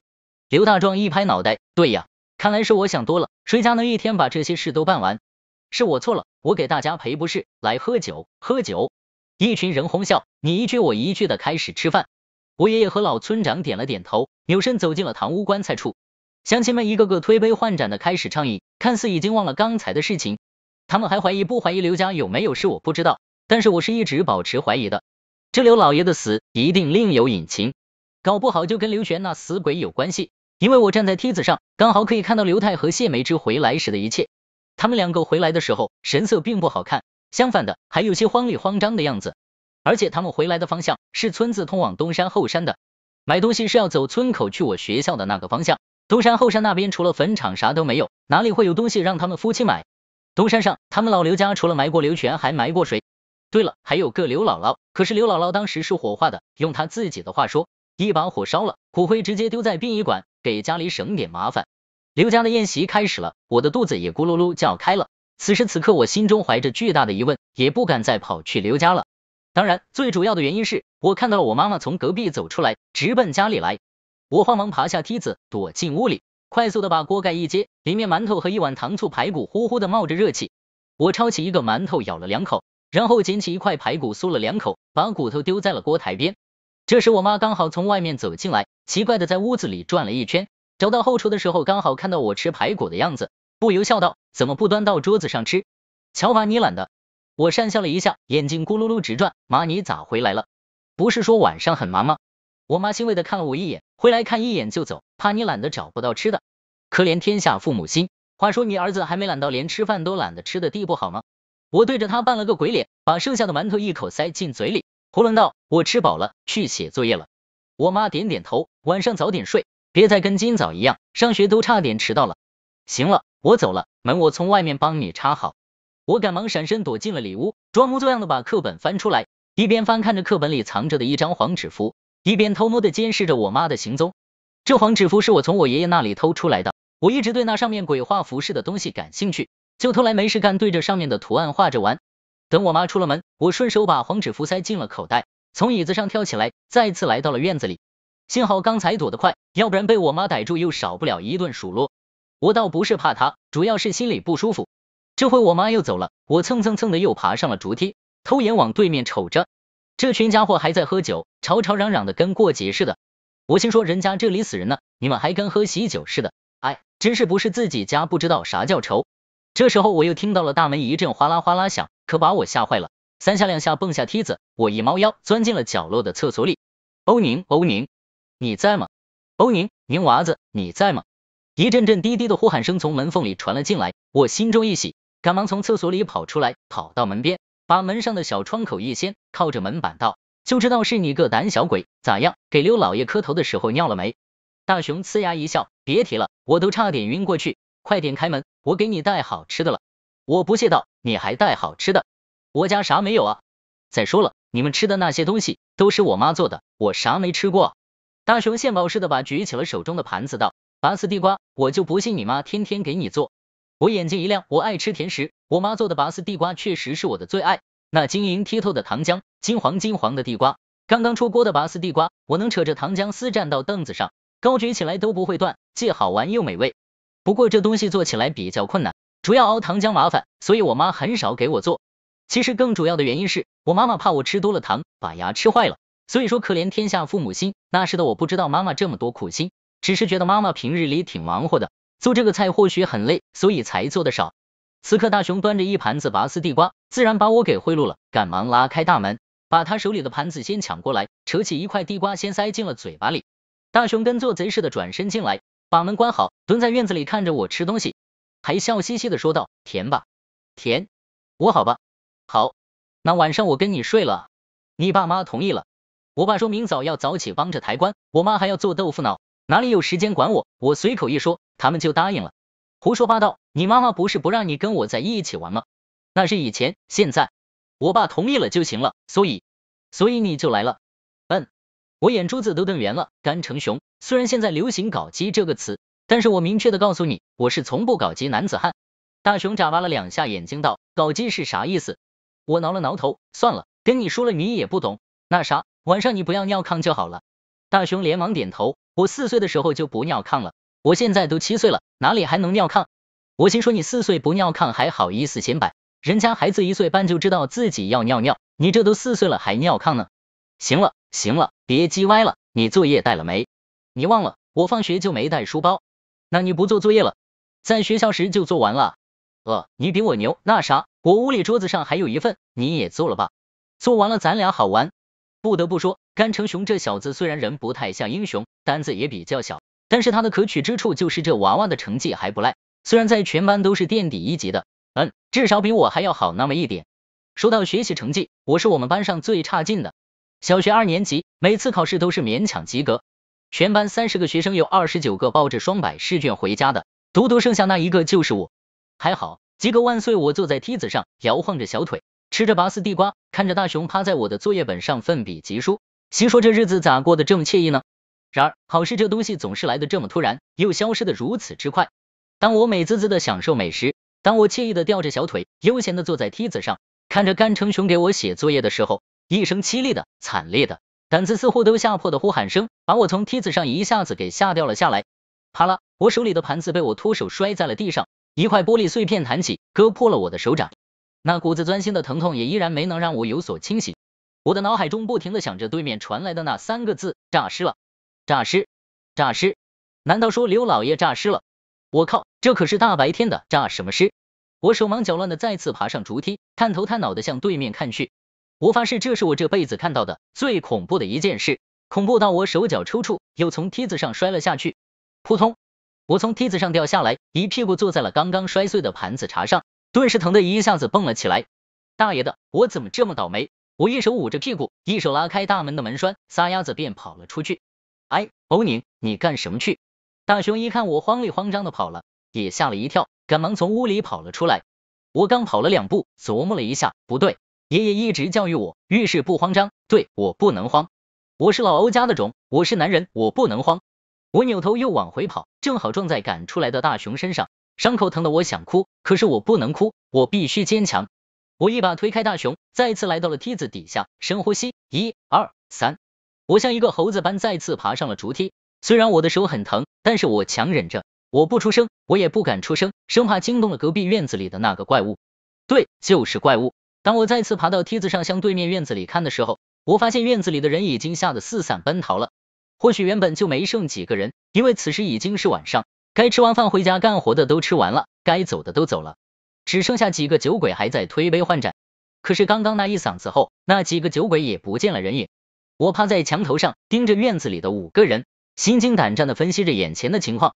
站在院门口双腿打抖的是谢梅枝，院子中跪着的是刘太，刘太面向着我跪着，刘太前面站着我爷爷，手里提着桃木剑直指前方。在我爷爷的面前站着一名头发沾满了皂灰，脸上长满了白斑的老头，他的脸惨白惨白的，毫无血色，或者用毫无人气来形容更为贴切，因为他已经死了。他的后脑上有个血洞，血呼啦啦的，看着很瘆人。他穿着厚厚的寿衣，灰的、褐色、黑的，隐隐的还能看到里面的红色寿衣。寿衣宽大，长及脚面，他的一双脚，这是怎么样的一双脚啊？饱经风霜的老皮上满是老茧，一块绿一块白的斑点，让人看了就有种发毛的感觉。可以想象，深更半夜，一个死透的人突然站在了你的面前，就这形象就足以吓坏很多人。你说这是白天，是，这是6点多，天还没黑全，但是我告诉你，白天见鬼更可怕。然而让我恐怖到心惊的并不只是这个形象，毕竟我是连鬼都见过的农村孩子，虽然我年纪小，我很怕死人，我也很怕鬼，但是这并不代表我就是个胆小鬼。要知道，这世界上还有一句话叫无知者无畏。我并不知道鬼有多吓人，当我那夜见过红衣老头，见过鬼爪，见过刘全，见过白衣女鬼后，我的那点恐惧心理也在渐渐的消散。我也不知道死人有多可怕，毕竟绝大多数的死人都是躺在板子上一动不动的，更何况我还摸过死人，就像看到一个老人睡觉一样的感觉，只是身体凉一点罢了。正因为我见过，我摸过，所以我不知道他们有多可怕，不知则无畏。那我畏惧的是什么？我害怕的是什么？带给我恐惧的又是什么呢？是这个老头刘老爷的身体，或许此时叫尸体更为贴切。此刻他是活的，他不但是活的，还抓着我的妈妈。没错，我没看错，他就是在抓着我的妈妈。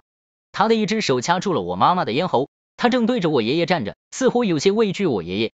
他就像一名劫持了人质的匪徒，在和一名老练的警察对峙一般。我妈妈居然很淡定的站在那里，任由他掐着脖子，只是略微的皱着鼻子，似乎这老东西身上的味道并不好闻。此时此刻我才知道，电视上、小说中那些描写鬼啊、死尸之类的镜头都是特么鬼扯的，真正的鬼或者死尸都是有智商的，不会仗着自己有点本事就直接跟道士开干，张牙舞爪的上去又撕又咬，最后被打得遍体鳞伤，那是缺心眼。鬼是少了3魂7魄中的生魂，但是感情还在，他们也知道恐惧，知道悲喜，知道爱恶。用一句话来说，鬼也是有7情6欲的，要不然怎么会有女鬼找书生谈感情的动人爱情故事？怎么会有厉鬼杀人事件？怎么会有道士降妖除魔？这只能证明一点，鬼除了没有肉身，其他跟人是没啥两样的，只不过他们更为顺着自己的喜好做事，更容易顺心而为。就像此时此刻的刘老爷，我呸，你抓了我妈妈，我还叫你个屁的老爷，死老鬼，别让小爷我逮着机会，不然我手里捏着刚刚夹在课本里那张黄纸符，恨不得立马贴到刘老头的尸体身上。我正在趴在墙头偷偷的侦察军情，就听到对面我爷爷喝了一嗓子，刘全，你敢伤你老爹的尸身，还敢伤生人，你就不怕遭到地狱洗炼，永世不得超生吗？原来是刘全伤了刘老爷的身，这个王八蛋，那晚见他我就觉得这货不是好人。不对，不是个好鬼，别人鬼上身都是上活人身，你这王八蛋居然上死人身，这是要吓死几个？你大爷的，你上身就上身，闹事就闹事，你抓我妈妈算啥事啊？刘全，那尖细的声音从刘老爷的嗓子里呵呵的发出，老欧头，不关你的事，你别多管闲事，我今日来就是为了要弄死这老头和那臭娘们，你别拦我，不然我掐死你儿媳妇。我爷爷气得火冒三丈，可是又没办法，自己儿媳妇在人家手里，纵然有通天的本事也使不出来啊，他只能好言相劝。我说刘全啊，昨夜你去我医馆，是早就谋划好了要来害你爹和你嫂子吧？我爷爷把桃木剑收起，扯过一把椅子坐在了那里，眼睛却一直瞟着大门口的方向。大门那里，刘太的老婆谢梅芝虽然吓得浑身颤抖，眼中却带着一股怒火。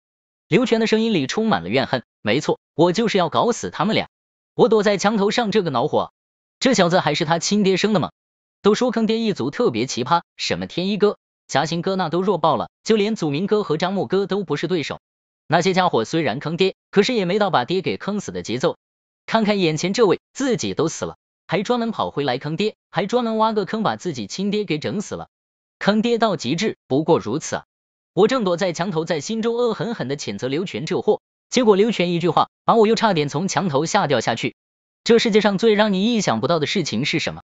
刘全说，谁让他们弄死我的？我就是要报仇。我差一点，真的就差一点从墙上摔下去了。就现在的我看来，最让我意想不到的莫过于别人都是儿子坑爹，刘全这货却是爹坑儿子，还是往死里坑儿子。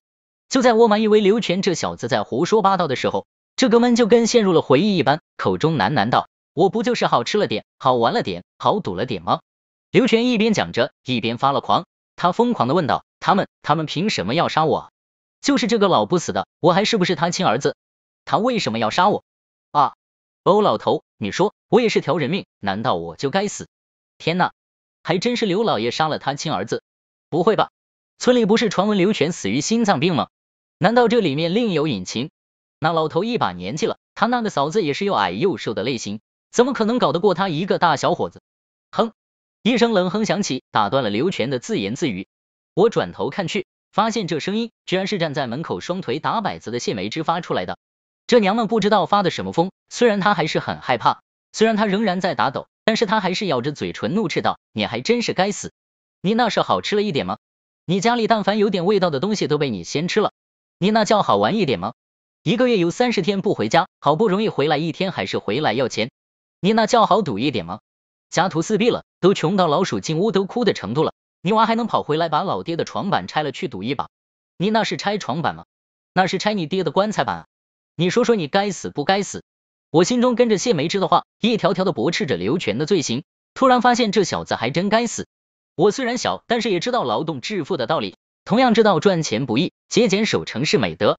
可是连我这种小孩子都懂得简单道理，在刘全这种人身上却根本体现不出一丝一毫。他想的只是怎么自己吃好喝好玩好耍好，至于父母兄弟的死活关他屁事。所以说这小子该死，刘老爷真是好脾气，他哥刘泰真是好哥哥，换成是我早把压尿盆里憋死了。不过刘全这小子该死是该死，但是我妈不该死啊。你这么说话真的好吗？会不会刺激到刘全？这小子脑神经可是有毛病，经常短路，俗称脑残，万一刺激到了，他手底下一用力，刘老爷那粗黑的手指，惨白的指甲可就掐断了我妈的脖子了，那我妈不是白死了吗？可怜我的妈妈，居然还能那么镇定的站在那里，丝毫不在意谢梅芝的话是否会刺激到刘全。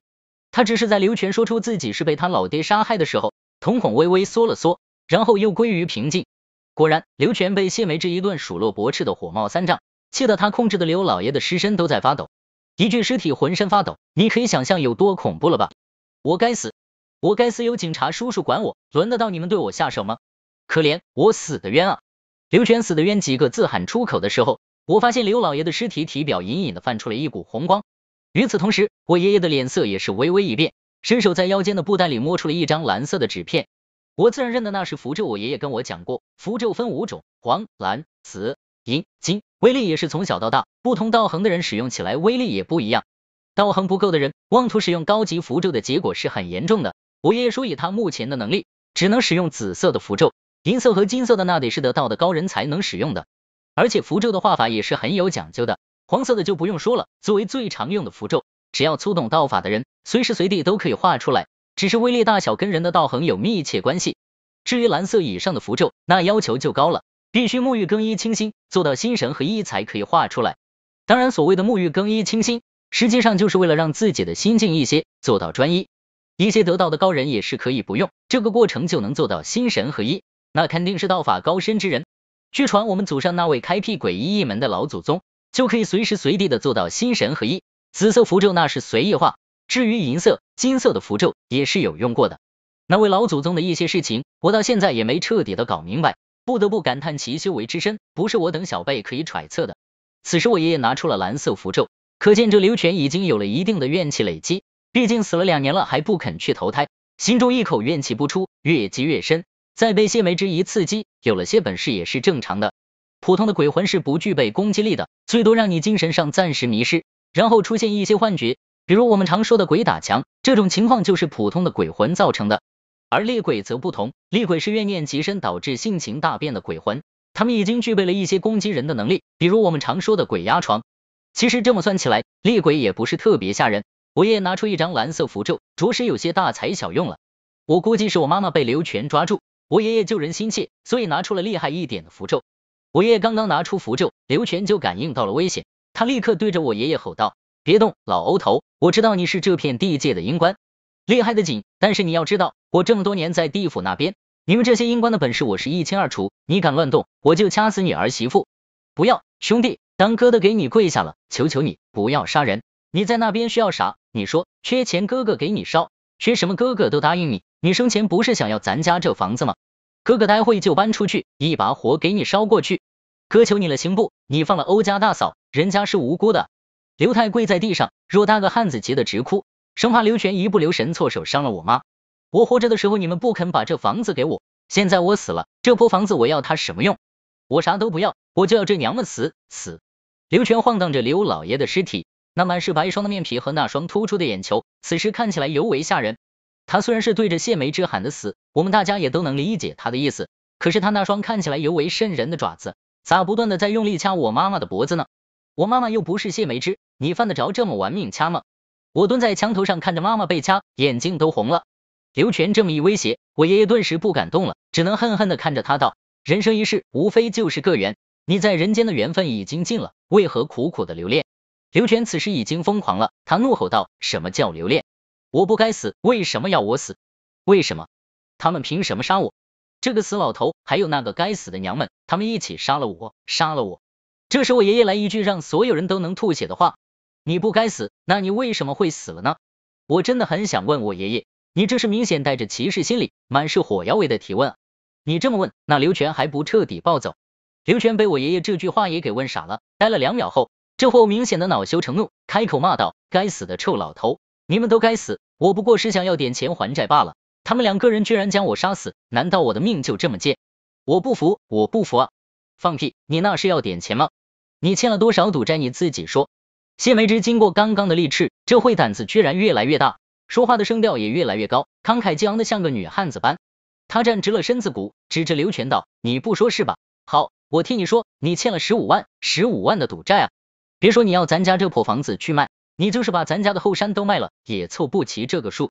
老爷子说不能给，不是不给你，而是他根本就没这个钱，咱们全家上下加起来的都没5000块，还要15万。真不知道你个黑心狼崽子到底是怎么能欠下这么多的债。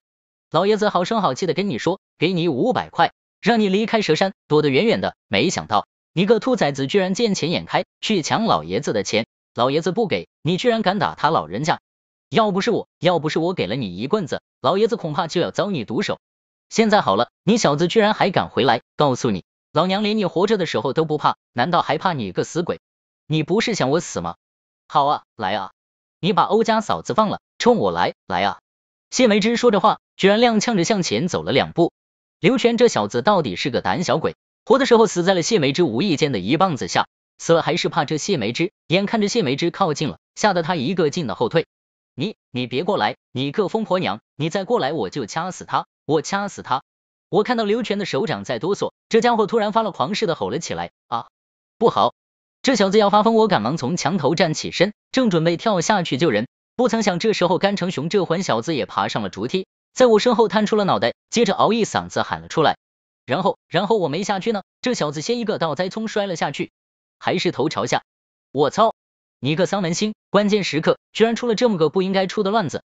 甘成雄这一嗓子顿时吸引了所有人的注意，连刘全都扭头向墙头上看来，那一对鼓鼓的眼珠子瞪着上方摔下来的甘成雄，吓得甘成雄嗷嗷惨叫。好死不死的，这货刚好落在刘老爷尸体的脑门上，眼看着那张惨白的人脸和那对突出的大眼珠子越来越近，我打从心底里生出了一股子寒意。吧唧，我看到甘成雄脸对脸的贴在了刘老爷那张满是白霜的脸上，嘴巴正对着刘老爷那张死人嘴。哎呦！甘成雄的身体砸了刘老爷的尸身，一个趔趄后摔在地上惨嚎。刘老爷向后倒退一步，刚好松开我妈妈的脖子。我有种想要闭眼的冲动，可是这么好的机会，我哪里能放过？此时要是不出手，等刘全反应过来了，我妈妈就危险了。我赶忙一个飞身也跟着跳下来，我身在空中，手臂早就伸得直直的，手心中那张黄纸符准确无误的贴在了刘老爷的脑门上，接着拉起我妈妈一甩。我也不知道哪里来的那股子力气，居然一下把我妈甩到了一边。看到我妈妈没事，我心里才算放心下来，然后起身准备跑，又觉得不对劲，赶忙回头拉起甘成雄的身体死命的向后拖。这时候刘老爷身上的刘全也从震惊中缓过神来，一看我妈妈已经远离了他的身边，他面前只有我和甘成雄2个孩子，不由气的哇哇乱叫，一伸手把脑门上的黄纸符撕了下来，伸出刘老爷那双死人手向我抓来。此时我才知道，原来我爷爷早准备好了蓝色的纸符，是早就知道了黄纸符对刘全的威力已经很小了，不得不动用更厉害的蓝纸符。刘全反应过来的同时，我爷爷也反应了过来，眼看着那双死人手就要抓到我的脖子上，我爷爷一个箭步冲到我跟前，手中桃木剑轻轻一挑，接住了那双死人手。桃木剑不愧是专门克制邪虫的物件，那双死人手刚刚触碰到桃木剑，立刻反弹回去，接着我爷爷便丢出了他手中早就准备好的那张蓝色符咒。那张蓝纸符像刀剑一样直奔刘老爷的面门，我看到他那双死人眼中带着一股子惊骇，在我们正常人看来不过是一张普通的蓝色纸片，此刻在他的眼中就是一把催命的利刃。啪的一声响，那蓝纸符没有胶水，没有其他的粘合物，居然就这么贴在了刘老爷的面门上，然后爆发出一道蓝色的光芒，瞬间包裹住了他整个尸身。啊！我听到刘全又发出了一声惨叫，接着一股黑烟从刘老爷的尸身中钻出来，在空中凝聚成了刘全的形象。我爷爷手持桃木剑踏出了钢步，口中念念有词，念了几句我听不懂的咒语道：刘全，我几次给你机会，是因为我鬼医一门心怀仁慈，对待鬼物向来是以化为主，以屈为辅，不到万不得已，我不愿将你灭杀，徒增罪孽。可是你若冥顽不灵，非要逞凶，今日我就将你消亡，以免你来日作乱。刘全的魂魄在空中飘荡了一下，恶狠狠地说道：老欧头，你也不是什么好东西，你等着，我杀不死谢梅枝，我就杀了你孙子，早晚我要让你断子绝孙。鬼果然是不可理喻的，你杀不死别人，不怪自己本事不济，找我出气算什么本事？他大爷的！我爷爷许是被这句话给激着了，我们家就我一个独苗，这要是被鬼弄死了，他老人家还不悔恨一辈子，怕是死了都闭不上眼。老爷子一咬牙，手中桃木剑唰的一下就丢了出去，直接扎在了空中的刘全身上。刘全呜嗷一声惨叫，我看到他的魂魄似乎都在颤抖，接着一闪便不见了，桃木剑也啪嗒一声掉在了地上。刘全居然逃跑了，我爷爷竟然没能灭了他，这下惨了，我以后肯定没好日子过了。扑通，我被我爷爷一手提起来丢进了自家的院子，我妈妈在后边怯生生的跟着。臭小子，说谁让你爬墙头的？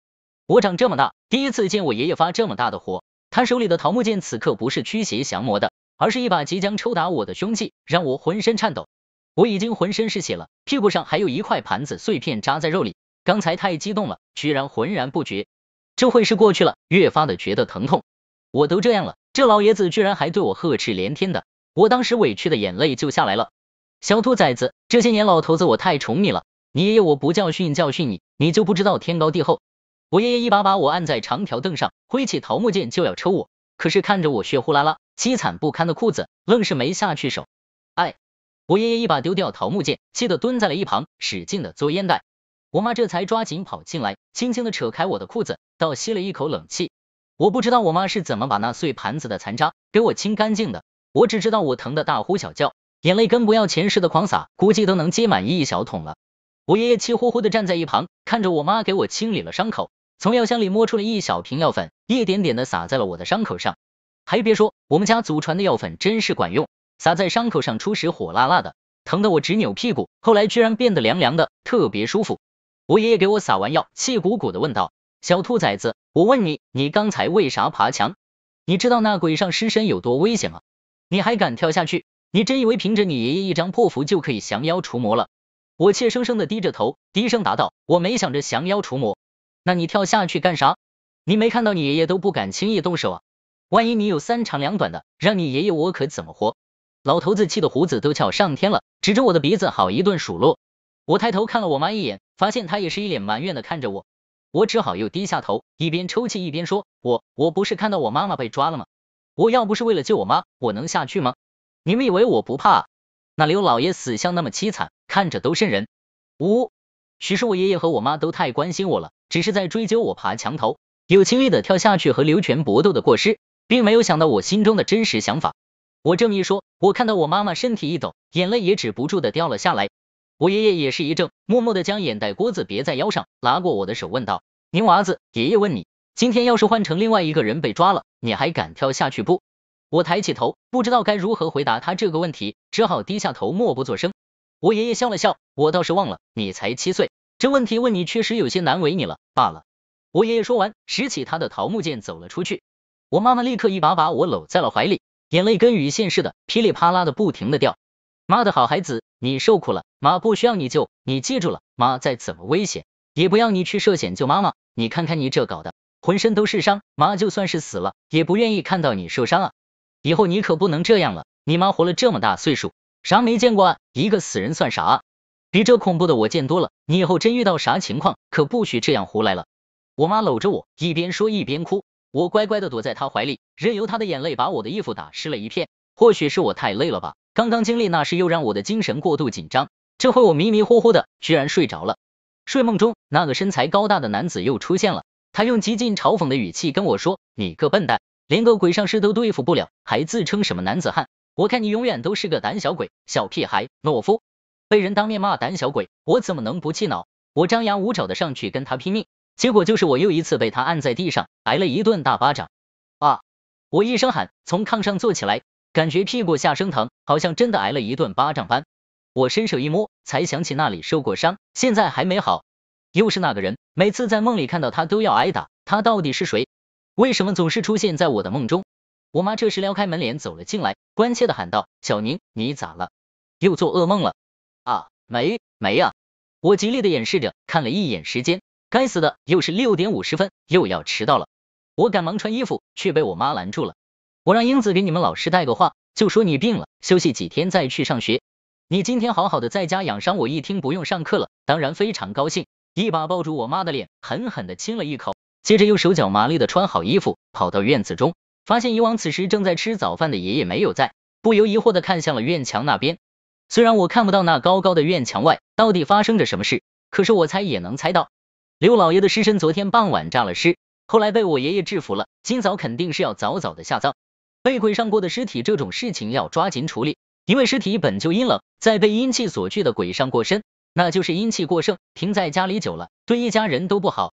所以这会我爷爷应该正组织人准备下葬刘老爷。现在想想，刘老爷被刘全吓死，我爷爷应该看出来刘全就在附近潜伏，所以和老村长他们应该早就商量好，提前下葬刘老爷。没想到最后还是被刘全附了身，还险些害了我妈妈。他大爷的刘全，昨天还威胁说要杀我，你最好别来惹小爷，不然的话，哼哼。对了，我想起来了，昨天刘全那个死鬼跑了之后，甘云山似乎也找到了刘家，因为他听那几个醉鬼喊诈尸，想到他儿子在我家，不会出什么事吧，所以就跑来了。没曾想，真的出事了，甘成雄跟刘老爷的尸体亲了嘴，还差点摔出脑震荡来，要不是我最后拉了他一把，他这会已经跟刘全那死鬼一起拜把子去了。要说甘成雄这孩子也够倒霉的了，每次跟我在一起总要出点事，难道我真是扫把星的命？我去，刘全那王八蛋才是扫把星。我记得甘云山当时抓着甘成雄就是2巴掌，打得甘成雄差点没晕过去，原本从墙上摔下来就吓得魂飞魄散的，跟刘老爷亲了嘴，还没来得及反应，又挨了2巴掌，没被鬼吓死，差点被他爹给揍死。不行，我得去看看这小子，好歹他还给我送过拔丝地瓜不是？妈，我出去一趟。我对着里屋正在叠被的妈妈喊了一声，抓起一个肉包子便跑。我妈从后边追出来，对着我喊道：哎，你伤还没好，你爷爷说不让你乱跑，这孩子。别看我伤得血呼啦啦的，其实没啥大事，屁股上划了个小口，手上被碎片扎了个小洞，昨晚上了药，今个已经好的差不多了。我先跑向了村口小巴站台那，也不知道这小子有没有去上学，他要是去上学了，肯定要坐车的。现在想想，那时的我太傻了，昨夜才经历的一场惊魂事件，今天他父母怎么可能让他上学？可是在我跑到小巴站台的时候，我却看到了大雄背着书包上车的身影。是他，没错，他上车时还扭头看了我一眼，似乎对我笑了一下。没错，就是他，这小子我太熟悉了，那件条形的海军服他都穿得破洞了，还是喜欢穿。这小子没事吗？还能上学？我大喊着大雄的名字，狂奔向着小巴车追去。可惜实在太远了，小巴车已经远远的驶离了我们村的村口，我只能累得扶着膝盖喘息，心里不住的骂着甘成雄混蛋，居然敢不等我，等你丫的放学，我一定狠狠的修理修理你。既然他没事，我也就放心了。我扭头又往回走，就在我扭头的刹那，我惊呆了，因为我的视线内又出现了一个大雄，他正穿着那件我最熟悉不过的海军服，背着书包站在街边冲我笑，那缺了门牙的豁牙子，此时在我看来是如此的带有讽刺意味。他大爷的，你没上车啊！我嘟囔了一句，向着大雄跑去。可是大雄居然一扭身跑进了小巷之中，跟我玩赛跑，你小子转蒙头了吧？那边是死路啊！我轻笑了一下，跟在大雄的身后便追了进去。奇怪的是，当我跑进小巷的时候，大雄的身影居然消失了。没错，绝对的是凭空消失了，因为这巷子是个死胡同，三边都是高高的围墙，不借助梯子之类的东西，甘成雄是打死都不可能翻墙跑掉的。他总不至于长翅膀飞了吧？至于你说我是不是认错路了，我可以告诉你，我绝对不会认错。我和大雄从小在蛇山村长大，哪家养的狗是黑是白，哪家的墙是高是矮，我们都一清二楚的，怎么会认错路？我心中有些惊奇，难道是我看错了？这2天经历的事情都奇奇怪怪的，不会是出现幻觉了吧？找不到大雄，我只能从自己身上找原因。我走出胡同口，垂头丧气的正走着，突然眼前又闪过一个熟悉的身影。我一抬头，又是大雄。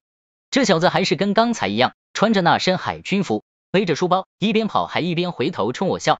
此时这个笑容就让我火冒三丈了，他大爷的，你这一而再再而三的在我面前出现，也不跟我说话，是在耍我玩呢。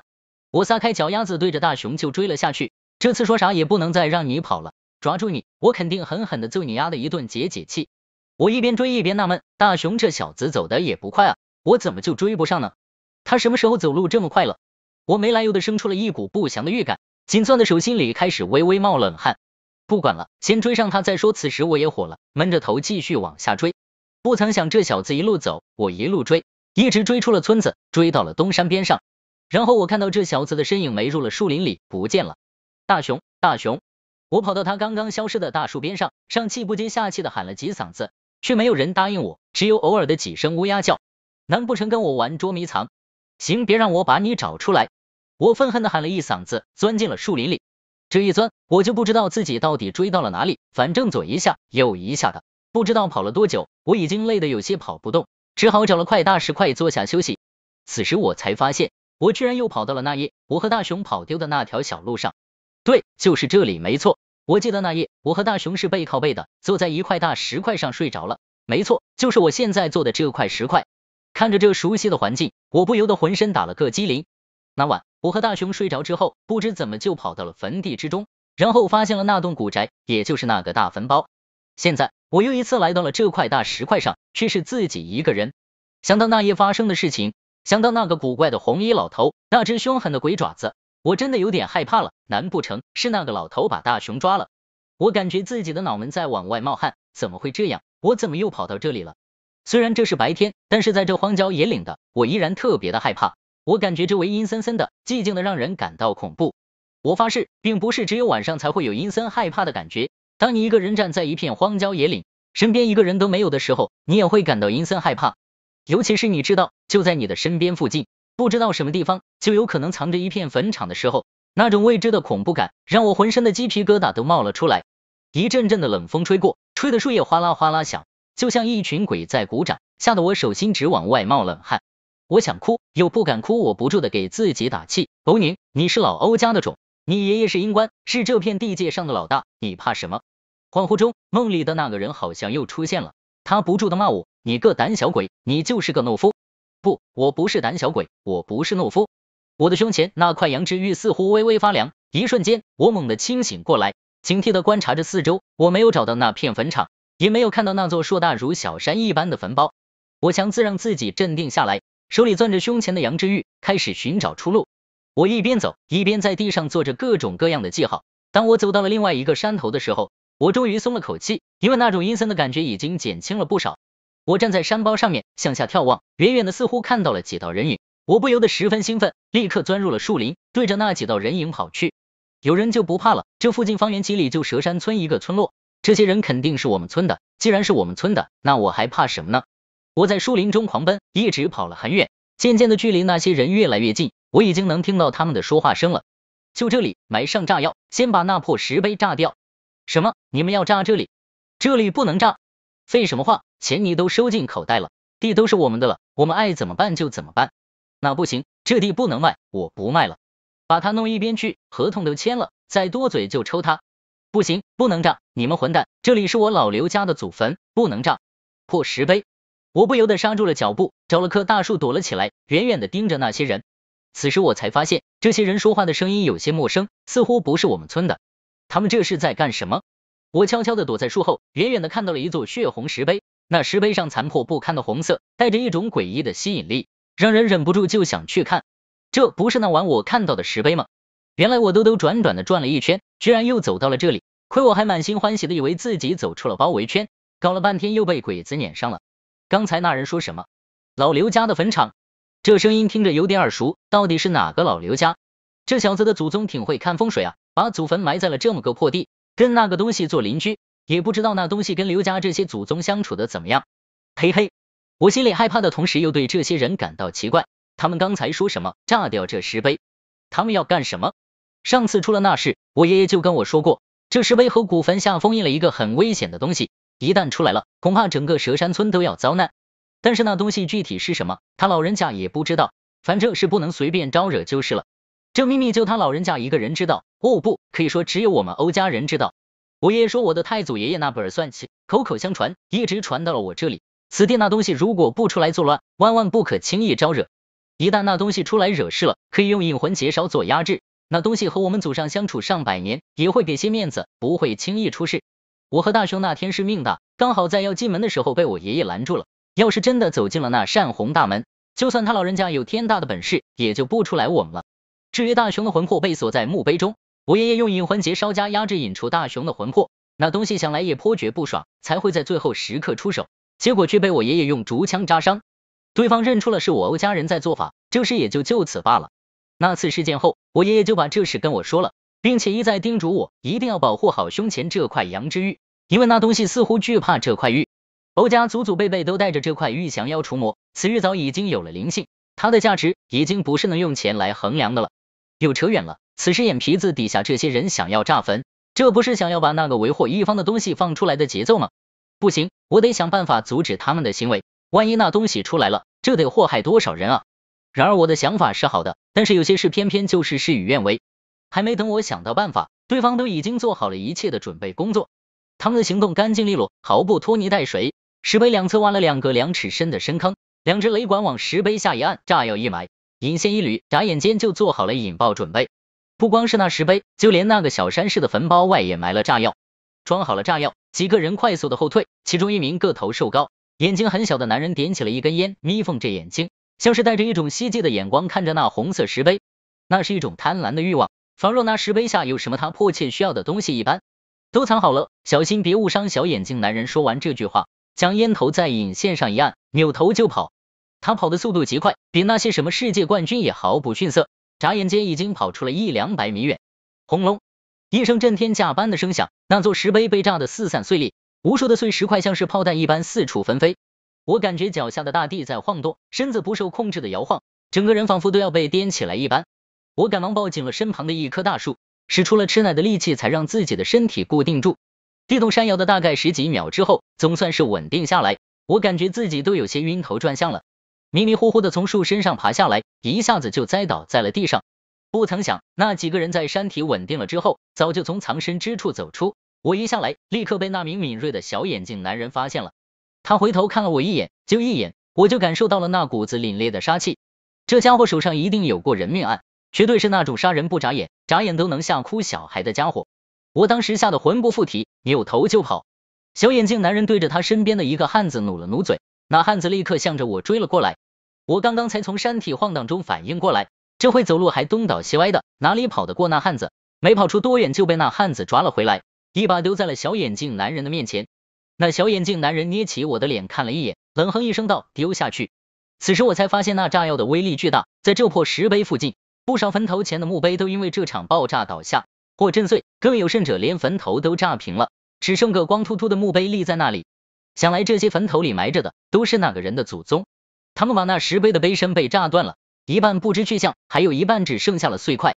在碑身与坟包之间的空地上，一个黑黝黝往外冒着丝丝阴气的坑洞被炸了出来，洞口很大，能容得下2个人同时下去。洞里很黑，好像有一种悠悠荡荡的声音从下面传上来，似哭泣，似嚎叫，似诉说，让人听了就会毛骨悚然，好像通往地府的通道一般阴森可怕。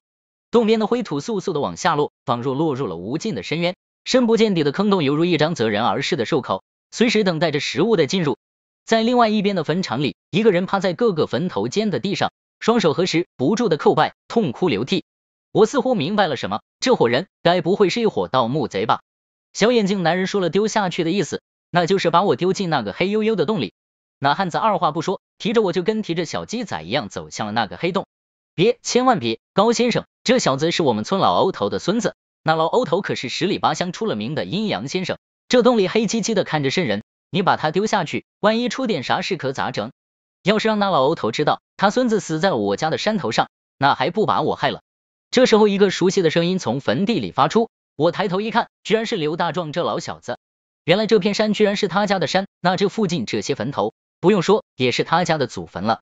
刘大壮踉跄着从坟场里跑出来，惊慌失措的喊着话。我一看是这家伙，立刻来了气，冷哼一声，刘大壮，你可真有出息啊，带人炸自己祖坟，你就不怕被你堂哥知道拔了你的皮？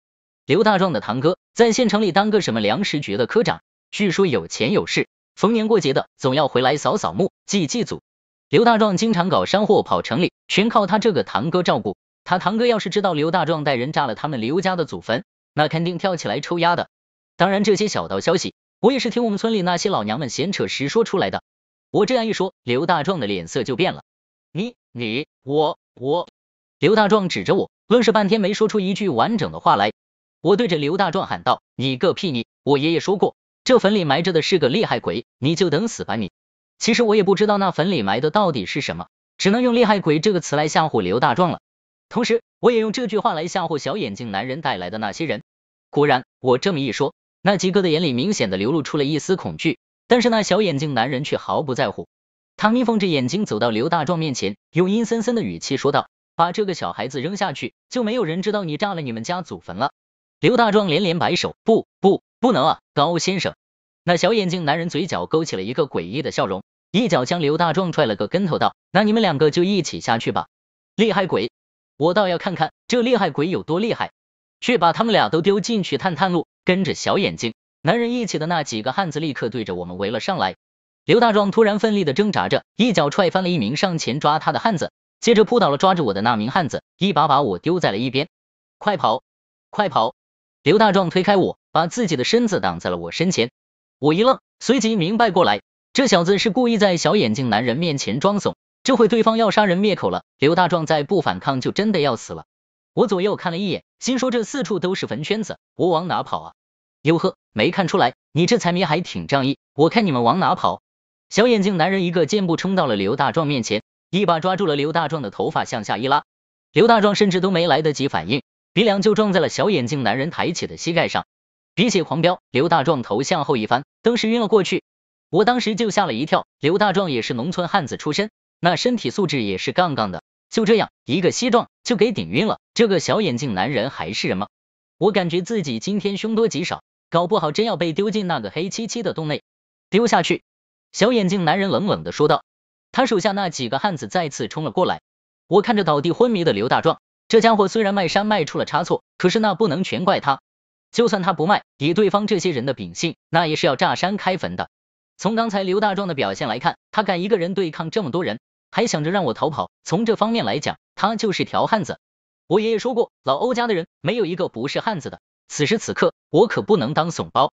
我不知道自己哪里来的那股勇气，伸开双手挡在了刘大壮的身前，怒喊道：你们不能动他！奈何咱这年龄和身板在这摆着，和这群大老爷们相比，那差了可不是一星半点。我在他们眼里充其量就是个胆子略大点的孩子。一名汉子根本没搭理我，一把推开我，直接抓向了刘大壮。我心中激愤，瞧不起人也不带这样的，没看到小爷还站在这呢吗？你居然敢绕开小爷直接动手，当小爷不存在吗？你敢动他，我就咬你！我一把抓住那汉子的手掌，恶狠狠地咬了下去。啊！那汉子发出了一声凄厉的惨叫，吓得另外几个人都站在那里直愣愣地看着他。他眼中露着凶光，猛地把我甩到一边，接着又是一声撕心裂肺的喊叫声。啊！我的手！小兔崽子！他的手掌上血呼啦啦的流了一滩血，仔细看去，已经被我连皮带肉咬掉了一块。狗崽子，敢咬老子！他怒骂了一句，接着向我冲了过来，恨不得当场杀了我而后快。这人一旦要逼急了，就不存在什么恐惧与害怕一说了。就像此时的我，虽然有4、5个成年人围着我，但是我依然毫不畏惧，因为我畏惧也没用，我不反抗也是一样被丢下深坑送死的命。我反抗，那是咬一口算一口，搞一下算一下。我当时的想法就是，即使我死了，我也是我们欧家的男人。爷爷说过，男人就要无愧于心。我们村里长大的孩子都野，我更是野孩子中的霸王。学校里学习成绩最差的是我，平时调皮捣蛋的也是我。别看我才2年级，那些3年级、4年级的孩子哪一个见了我不怕的？这几个人和刘全比起来，我宁可怕刘全那种看得见摸不着的，我也不会怕几个生人。更何况这些人看起来穷凶极恶，如果我不下死口，只怕死都不知道怎么死的。所以我咬掉了对方一块肉，强忍着满嘴的血腥恶心。在他冲我扑来的时候，我张口对着他吐出了那块刚刚从他手上咬下来的肉，以及满口的鲜血。噗！肉块打在那汉子的脸上，鲜血也喷在了他的脸上，他本能的闭上了眼睛。我等的就是这一刻，此时此刻，任谁也想不到一个7岁的孩子会如此的冷静，就像一头饥饿了数天的野狼。我踏前一步，一脚狠狠地踏在了他穿着厚底皮鞋的脚丫子上，一手成拳对着他的裤裆狠狠地倒了下去。说出来你们可能不信，但是事实就是如此。此时此刻，我无比的冷静，我这份冷静不是凭空捏造的，是我爷爷数年如一日培养成的。每年跟我爷爷上山采药的时候，总会有碰到豺狼虎豹各种野兽的时候，尤其是面对野猪跟黑瞎子的时候，你必须冷静，你不能冷静的面对，你面临的就是丧命的危险。而且我爷爷采的药很多时候都在悬崖峭壁上，一个不小心就会有失足的危险，你不冷静，等待你的就是死亡。所以我在老刘家墙顶的时候，能够冷静的看着刘全，依靠刘老爷的尸身抓着我妈妈，寻找出手的机会。所以我能够在此时此刻如此冷静的面对这汉子的出手，让他阴沟里翻船。当然，冷静有时候对某些东西是没用的，例如某些超出了你认知的东西，比如说吓到过我的鬼，再比如说此刻即将发生的事情。那汉子被我一拳倒中裤裆，顿时疼得双手捂住裤裆，原地蹦了起来。别问我下手为什么会这么狠，对鬼我是一点招都没有，对人，尤其是对扎人祖坟的人，他们在我眼中连山里的畜生都不如。我张口又吐了一口满是血腥味道的唾沫，看着小眼睛男人道：来啊，我们蛇山村没有一个男人不带种的。不知道是不是被我的气势所吓到，还是被我满嘴血迹的形象给吓到了，剩下的那几个汉子居然站在那里没敢动。按照我的想法，他们应该是怕冲上来，万一被我再咬掉一块肉挺不值的，所以才没敢动手。小眼睛男人饶有兴趣的看着我，似乎有些出乎意料。小子，有种，如果我今天不是来炸坟的，或许我还能认你当个干儿子，但是今天我这事比较重要，我不能出一点差错，所以你必须得死。我对着他吐了口唾沫，我呸，就你给我当干儿子还差不多，还大言不惭的在这吹牛皮，谁拿你当葱蘸酱啊？我对着他怒目圆睁，满嘴鲜血，颇有些害人的模样。好小子，你有种。小眼睛男人冷笑一下，从腿上抽出了一把匕首，阴冷的笑着，一步步向我走来。今个我就亲自绝了你的种。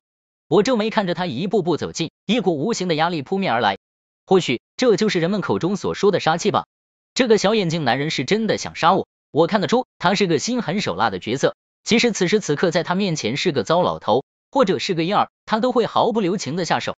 所有人的注意力都集中在了我和他的身上，我们都没注意到的是，那个被炸开的黑黝黝的洞口正在以一种疯狂的速度向外蔓延着黑气，那黑气所过之处，草木瞬间枯萎。眼看着那个男人走近了我居然有种不敢直视他的感觉。我想逃跑，可是此时此刻我双腿就像灌了铅一般，居然一步也迈不出。此时此刻我才知道，原来有些人真的比鬼可怕，诸如眼前这个小眼睛男人。他满脸的狞笑，很难以想象一个如此白净的男人会有如此恐怖的笑容。他看我就像看一头待宰的猪一样不屑。突然他的脸色变了，他皱着眉头看着我的身后，接着那张满是杀气的脸上除了惊恐就是一种莫名的畏惧。他的嘴唇似乎都在哆嗦，他像是自言自语般嘟囔着什么。我仔细听去，他好像是在说原来真的在这里。那个小眼睛男人嘟囔了一句之后扭头便跑，他一跑，那几个汉子也跟着疯狂的逃窜。什么东西在这里？又是什么东西能让一个视人命如草芥的凶徒如此恐惧？我僵硬着脖子扭头看去，只看了一眼，我就感觉自己的心脏似乎猛烈的跳动了几下，身子就好像一下子被抽空了一般，脑子也晕沉沉的，顿时失去了支撑身体的力气，瘫倒在了刘大壮的身体上。我只感觉到我的胸口处那股清凉的暖流便在此刻又出现了，让我的神志清醒了几分。由于是在刘大壮的身上，上半身还处于一种倾斜的状态，让我的视线能够清晰的看到眼前的景象。恍惚中，我好像看到天上飘来了一大片乌云，将整个山头遮盖得严严实实的，四周黑幕幕的一片。此时的这种黑也不算是天黑，就是灰蒙蒙的样子。在我们的周围，一大片一大片肉眼可见的黑气迅速的蔓延至整个山头，那黑气的速度极快，眨眼间便追上了刚刚逃跑的那几个汉子，并且把他们围了起来。黑气所过之处，地面上的杂草全部枯萎，那几个汉子顿时像是陷入了沼泽泥潭中一般，身子僵直在了当场，很快就被那黑气包围。接着我就听到了一声声凄惨的喊叫声，那喊叫声极为痛苦，就好像承受一种不可忍耐的折磨一般，一个接一个的喊叫声接连响起，我仿若能看到他们在黑气的包围之中痛苦挣扎。说来话长，其实整个事情发生的过程不过在几秒钟之内，那些人也并未跑远，仍然在我的视线之内，甚至他们就在我的附近眼前。那种凄惨的嚎叫声让我浑身都感到战栗，这些人的身上到底发生了什么？我眼睁睁的看着那一团团的黑气将他们包裹，其中一团黑气直扑已经跑了很远的那名小眼镜男人高先生。就在那黑气眼看追上小眼镜男人的时候，我看到他向后丢了一张白色的卡片，然后那团黑气立刻将那张卡片包裹起来，而小眼镜男人连头都没回，接着逃命。四周依然持续不断的回响着那些汉子们的嚎叫声，他们依然在不断的惨叫，好像被人剥皮蚀骨了一般。这种惨叫声让我没来由的恐惧，心神不宁。我多想此刻晕死过去就算完事，可是我特么的十分的清醒。我眼睁睁的看着那一团团黑气渐渐消散，那些汉子们一个个露出了身形，我感觉自己的心脏好像被什么东西掐了一把，眼珠子都快瞪出来了。那些汉子居然一个个的都被开膛破肚，浑身是血。更恐怖的是，他们原本丰润的身子一个个都变得干瘪瘪的，他们的眼珠突出到了眼眶外，嘴巴大张着，舌头都变成了尖细的一条，脸上的皮肤紧贴着骨头，除了皮裹着一副骨头架子之外，血肉似乎都被抽空了。这形象凄惨至极，一个人是这样就已经够恐怖了，此时此刻跟着小眼镜男人的那4、5个人都是这样死在了我的面前，让我的心灵极为的惊骇，我有种恶心想吐的感觉。可是我没敢吐，因为我看到其他的黑气在吞噬了那些汉子之后都消失无踪了，而那团追踪小眼镜男人的黑气在吞噬了那张卡片之后，似乎知道自己被戏弄了，居然没有消失，而是扭回头向着我飘来。我顿时感到裤裆都有些湿润，自己居然吓尿了。这话说出来不丢人，只要是个正常人，我估计10个人有8个人看到这种场景都会吓尿。眼看着那团黑气就要把我吞噬掉，我已经闭上了眼睛，做好了承受折磨的准备，希望痛苦不要太久就好。我心里如此想着。正在此时，我听到耳边突然响起了一个豪放的声音，这声音犹如洪钟般响亮，又像炸雷般清明，让人神情振奋。只是那声音的内容我有些听不懂，像是什么咒语一般，因为我爷爷也念起过，只是跟这个好听的声音念的有些不同。不，结尾处都是一样的，都有那几个字，急急如律令。天地无极，汉魔归位，九乾九坤，盖都伏法。太上老君急急如律令。随着这几句话的响起，我看到一大团乳白色的光链从天而降，迅速的将我眼前的那团黑气淹没，并且轻压过我的身体，直扑我的身后。在那团光芒涌过我的身体时，我再次的感受到了那股清凉舒适的感觉，就跟我每次出现危险时出现的那种清凉感一模一样。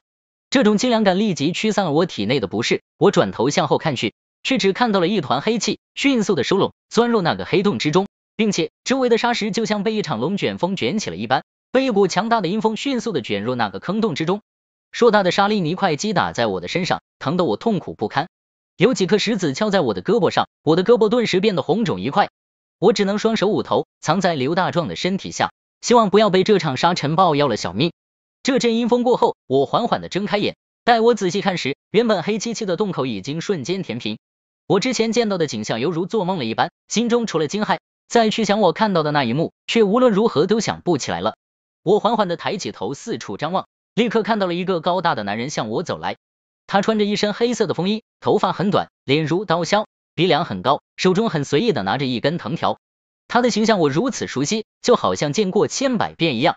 我究竟是在哪里见过他呢？一时半会我又想不起来了。他缓缓的走到我身边，看了我一眼，又伸手在刘大壮的鼻子下探了探，惊奇的说道：“居然没死，怪了，我靠，这是什么人呐？好像人家就该死似的。”那人试探完了刘大壮的鼻息后，又看了我一眼，然后他的眼神就停在了我的胸口，半天都没挪开地。这人的眼神看得我怪怪的，我心想这家伙救了我们，该不能把我怎么样吧？我感觉他的眼神很复杂，有许许多多我捉摸不透的意思。谁知道这人看了我一会之后，又把眼光看向了别处，然后冷冷的甩了2个字给我：笨蛋。我当时就火冒三丈了，你这是什么人呢？先说了刘大壮一句居然没死，又给我来了句笨蛋，尤其是板着脸的那副死样子，好像全世界都欠你钱似的。我正要开口说什么，接着又听到了2个更难听的字从他的嘴里蹦了出来：废物。我操！我当时就火了，我跟你无冤无仇的，我又不认识你，干什么你见了我就冷嘲热讽的，又是笨蛋又是废物的，我又没惹你。我翻身想要爬起来，身子一趔趄，又栽倒在地了。刚刚那阵虚弱感还没有完全恢复，这会浑身无力。那男人看了我一眼，不屑的冷笑了一下，接着他迈步向那块血色的石碑走去。那血色的石碑虽然只剩下了一半，但是那股子神秘感依然存在，依然显得幽森可怖。我看到那男人的手中不知何时多出了一叠纸符，那些纸符居然都是紫色的符咒，其中一张还带着明晃晃的银色符咒，居然是银色符咒。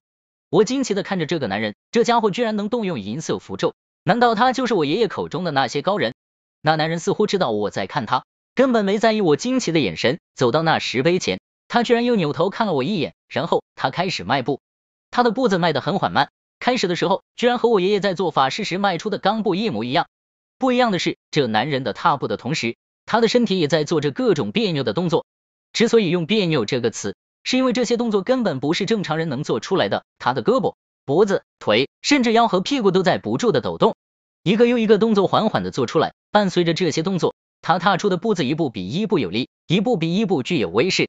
鞋底与地面触碰声响起，我惊讶的发现，他每踏出一步，地面上就会清晰的印下一个脚印，不管是坚硬的石块还是柔软的泥土，那脚印都是不偏不斜，不深不浅。整个过程大概也就30秒的样子。他做完了大概15个动作，然后直起了身子，又看了我一眼，才缓缓的走到了血色石碑后，接连出手，一下子撒出了不下10张符咒。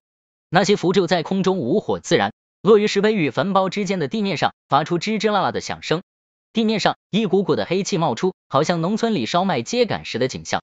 那10张紫色符咒焚尽之后，他又摸出了那张银色符咒，竖起剑指，很郑重的在上面比比划划了半天，然后在那硕大的坟包上挖了个小坑，把那张银色符咒塞了进去，又用土掩上。我心说，你就这么埋下，也不怕人家给你挖走。做完了这一切，他再次走到了血色石碑前，静静的矗立了大概有10秒钟的样子，又回头看了我一眼。看到我还在看他，他长出了一口气，再次踏起了刚才的那套步法，伴随着那套步法的还有那套古怪到别扭的动作。这一次他做的更慢了，每一步每一个动作都极为缓慢的做下来。我看到他的额头在隐隐的冒着汗，一股股青烟从他的脑后升起，可见这套动作消耗了他极大的体力。这一次他这套动作做了将近1分钟，做完之后他又沉默了一会，然后叹了口气，似乎想要说什么，可是又没说出口。正在这时，远远的响起了一阵阵的脚步声，好像有许多人在往这边赶来。那人抬眼看了一眼，毅然决然的扭过头，跑进了树林中，身影闪了几闪，便消失无踪了。我看着周围的一切，似乎不敢相信刚刚发生的事情是真的，因为我好像记不起那黑洞中钻出来的恐怖东西到底是什么。那个男人的面容也越来越模糊，整个事情都好像镜花水月一般，空幻缥缈，说出却令人不敢相信。唯一能够证明事情发生过的，只有我身边晕倒的刘大壮和那些被炸药炸毁的坟头。哦不，还有小眼睛男人带来的那些汉子的尸体，那一具具让人触目惊心的尸体依然停留在他们死去的位置，惊骇无比。远处的脚步声越来越近，我看到了我爷爷，看到了老村长，看到了甘云山，看到了刘太，看到了许多平日里熟悉的人。他们快速的狂奔着，我爷爷年纪虽大，却是跑在了最前面。他先是不敢置信的看着那一具具干尸，露出了惊骇的神色，最后才看到了我和刘大壮。他老人家一下子扑倒在了我的身边，一把把我抱在了怀里，看着我嘴巴上的鲜血，老泪纵横。爷爷，我没事。他抱得我太紧了，我试图挣脱他的怀抱，都吐血了还说没事，到底发生了什么事？我爷爷愤怒的吼道啊！我抹了一把嘴巴边的血，惨笑道，这不是我的血啊！我爷爷眼睛直了，快说是怎么回事？我把我看到的经历过的事情大概的说了一遍。这回甘云山他们也把刘大壮弄醒了。刘大壮一边听我说，一边哭丧着脸嚎道，他们说要买我的山，我想着自己也不用种山种地了，就都卖给了他们。谁知道他们这么大胆子，大白天的就说过来看看，然后就炸了坟了。早知道他们要的是这块坟地，我就是死我也不能卖给他们啊！这倒霉孩子，卖山的时候他根本没想到对方要的是这块地，合约签了，钱拿了，对方上山了，甚至坟都炸了，祖坟都跟着倒霉了，他才知道是怎么回事。难怪他当时鬼哭狼嚎的。我爷爷听完我们2个人的叙述，站起身来，走到那血色石碑前看了看，又走到那石碑后看了看，还用手在地上摸了摸，闻了一下手上的味道，脸上带着一种迟疑的神色。我爷爷检查完了，跑回来把老村长拉到了一边，叽叽咕咕半天，最后老村长点点头，回来对着大伙说道，我跟老欧头商量一下过了，这些人来路不明，估计是盗墓贼团伙，咱们蛇山村穷山僻壤的，也没啥可丢的。原本我们想报警，可是觉得这时报警只怕会对我们不好，咱们这地穷，养不起那些大爷，万一他们来了又没本事，到最后胡乱结案，我们也是白费功夫。更何况这伙人并没有死绝，还有漏网之鱼，万一那个漏网之鱼再带着人回来，那我们上哪找警察去？所以我觉得这事吧，咱们就把这些尸体都就地掩埋，然后回家，正式就此打住，谁也别提这件事，你们看怎么样？那个年代，在我们那个穷地方，执法的跟土匪差不多，所以有点啥事都没人愿意报警。老村长这么一说，我爷爷带来的这些人都是村里的老相识，自然团结一心，几个人挖了个大坑，把那几具恐怖的尸体随意埋了，这事就算了了。深山老林里，每年不知道要死多少人，找都没得找去，也不差多这几个。他们忙活完了，我拉了拉甘云山的胳膊道：“大叔，你们怎么来了？”甘云山笑道：“这火盗墓贼在东山上炸坟，我们就在山上帮刘老爷下葬，这么近，能听不到吗？这边开炸，我们那边就赶到了的慌，吓得我们还以为刘老爷又出啥幺蛾子了。幸好你爷爷懂这个，肯定的说不是刘老爷的事，而是山后出事了，这不，我们就跑来了。”我爷爷也缓过神来，拉了我一把，问道：“我才想起来，你小子不是在家吗？怎么会跑到这来的？”我一愣神，想起了早上出来后遇到大熊的事情。我看了一眼甘云山，低着头，又把早上遇到3个大熊的事情说了一遍。甘云山听着我的讲述，整个人都显得激动异常。什么大熊？这不可能，昨天回家的时候还好好的，今早我看他睡得香，也就没喊他上学。想到这里，甘云山讲不下去了。我看到他额头上豆大的汗珠子一颗颗的往下掉。甘云山看着我爷爷道：“大熊他不会出什么事了吧？”我爷爷点点头，应该是掉了魂。甘云山担心的喊道：“啊，又掉魂？上次不是都掉过一次了，咋又来了？”我爷爷沉吟了一下道：“这次不一样，有个词不是叫失魂落魄吗？人有3魂7魄，他这次应该是丢了魄。”欧叔，那咋办啊？甘云山也不懂啥叫掉魂，啥叫丢魄，反正甘成雄是他儿子，丢了什么他都会心疼，生怕自己儿子受到啥伤害，留下什么后遗症。他现在唯一能指望的只有我爷爷了。我爷爷淡定的说道：“没事，做个法事就好，只是我现在还不能收到他的魄，因为我要看过以后才能确定他丢了几魄，才好做对应的法事。”好，那我们现在就回去吧。一群人浩浩荡荡回了村里，路过我们家医馆的时候，我爷爷跟他们说了一声，让他们先过去，他要去医馆里取点法器。村里的那些人乖乖的走了，就连甘云山都十分听话的回去了。我爷爷把我拉进了他的医馆，这是他第一次这么早打开医馆的门，很明显是有十分重要的事情跟我说。我爷爷把医馆的门反锁好之后，抓着我的肩膀很认真的问道：“宁娃子，我问你，你见到的那个人是不是教你学什么了？”教我学什么？我努力的回想了一下，没有啊。不知道怎么的，我竟然从他老人家的额头上看到了汗珠。很明显，我爷爷正处于很紧张的状态，这很让我惊讶。他老人家一辈子都是那么镇静，即使碰到了难事也是镇定自若的。今天老爷子有些反常，我在问你，他是不是这么高，穿着一身黑衣，长得……我努力的去回忆那个人的面容，却发现自己什么都记不起来了。我有些头疼的说道：“我忘了，不过我可以肯定，这个人长得很冷。”我爷爷怔住了许久，他长叹一口气，一拳头捶在了桌子上，喃喃道：“这个畜生，他居然还活着，修为竟然这么高了。”我摇晃着他老人家的胳膊道：“爷爷，你在说谁啊？”我爷爷缓过神来：“啊，没谁，爷爷告诉你，你回家千万别提起今晚的事，尤其是不要跟你妈妈说见过这个人，知道吗？”我点点头：“您放心，我不会让妈妈担心的。”我爷爷爱昵的摸着我的头道：“好孩子，走吧，咱们回家。”我挠了挠头：“我们不是要去大熊家吗？”我爷爷一拍脑袋：“哦，对，把这事忘了。”说着话，我爷爷拉起我就走。“爷爷，药箱不带了吗？”我善意的提醒了一下，我爷爷又拍了一下额头，叹了口气道：“哎。”他似乎欲言又止，拉起我就往外走。我心里纳闷，这老爷子虽然岁数大了点，但是也没老到糊涂地步啊，平时也没这么丢三落四的，怎么今个总是忘记这忘记那的，还说大熊失魂落魄，我看你老头才真正的失魂落魄了呢。我和爷爷一路来到了甘云山家，甘云山正在屋子里来回踱步，大熊的妈妈正趴在床上哭嚎，那哭声都能传出几里地去，我们走到街口就听到了，不光哭，还带着骂腔的，都是你个混蛋，你没事干打孩子干什么？你看看你给打的，都是你干的好事，你有力气抽自己不行，打我儿子算什么本事？大熊，醒醒啊，妈妈在呢。甘云山站在一旁，两只大手急得搓来搓去，辩解道：“我了半天，心疼的看着床上的大熊，愣是没说出第二个字。”我和爷爷对视了一眼，原来甘云山回来后发现儿子还在睡觉，他媳妇也在纳闷，说这都睡了一天了，咋还睡得跟死猪似的呢？甘云山便把事情的经过讲给了他媳妇，没想到他媳妇心里着急，抱着甘成雄把甘云山臭骂了一顿，刚好让我们听到。咳，爷爷故意咳嗽了一声，甘云山和大熊妈妈这才察觉我们的到来，大熊妈妈一把就抓住了我爷爷的胳膊：“欧叔，救命啊，救命啊！”我心说您这变得太快了，头2天还说我爷爷是招鬼的，不愿意让大熊跟我玩，这一眨眼就求我爷爷救命，女人果然变化快。我爷爷点点头，走到大熊身边看了一眼，手搭在大熊的脉搏上摸了一下道：“还好，只掉了3魄，这3魄又都被您娃子都看到了，这就好办了。只是，我爷爷一停顿，甘云山立刻问道，只是什么？我爷爷沉吟了一下说道，只是这是需要一个人去引魂，我做一盏引魂灯，引魂人需要提着这盏灯，在大雄三破最后消失的地方喊魂，一直喊到大雄出现，然后引着他回家。这个过程需要经历很大的痛楚，甚至有可能出现一些意外。啥意外不意外的，我来做引魂人。甘云山立刻站了出来，我爷爷摇头道，你不行，你阳气太重，虽然那些鬼魂不敢害你，但是阳气太重也容易伤到大雄的魂魄。大雄妈妈激动的说道，欧叔，我来，人家不都说女人属阴吗？我来当那个啥子引魂人行吗？我爷爷又摇摇头，女人属阴，你确实是个不错的人选，不过这次你也不行。据您娃子所说，大雄的第三破最后消失的地方是在东山老刘家的那片祖坟，那地界比较邪乎，很容易出现异常，所以您也不行。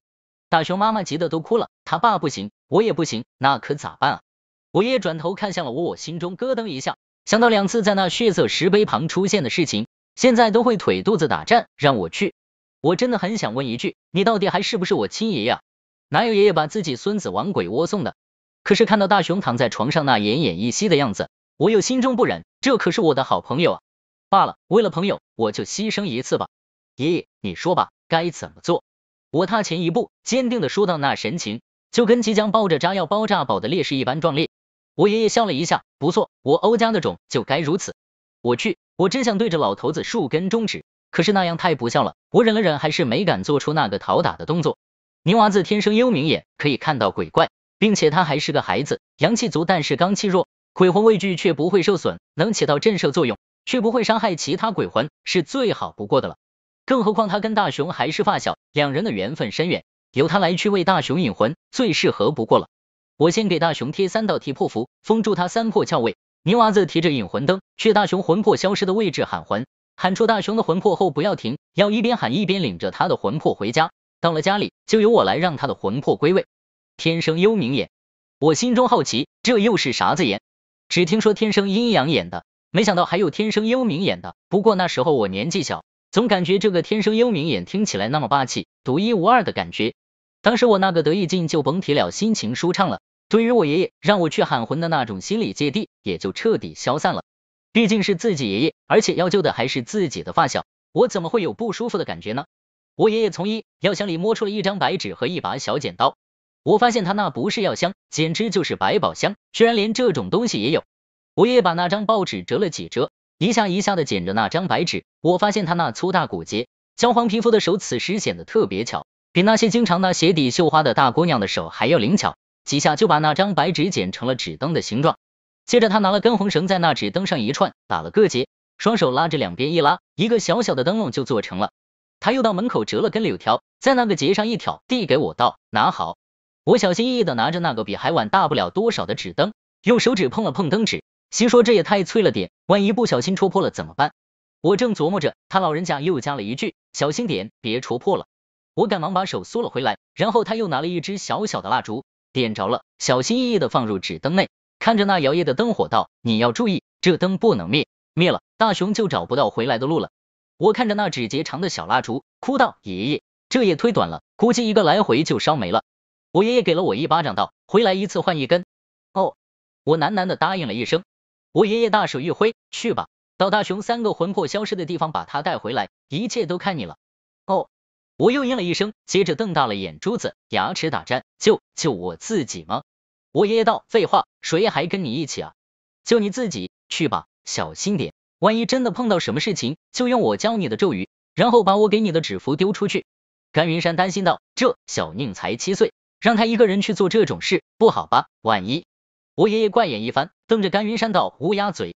甘云山赶忙住了口，大雄妈妈道，要不还是我去吧，您不是说了，我确实比较合适吗？让欧宁去，我总觉得对不起他。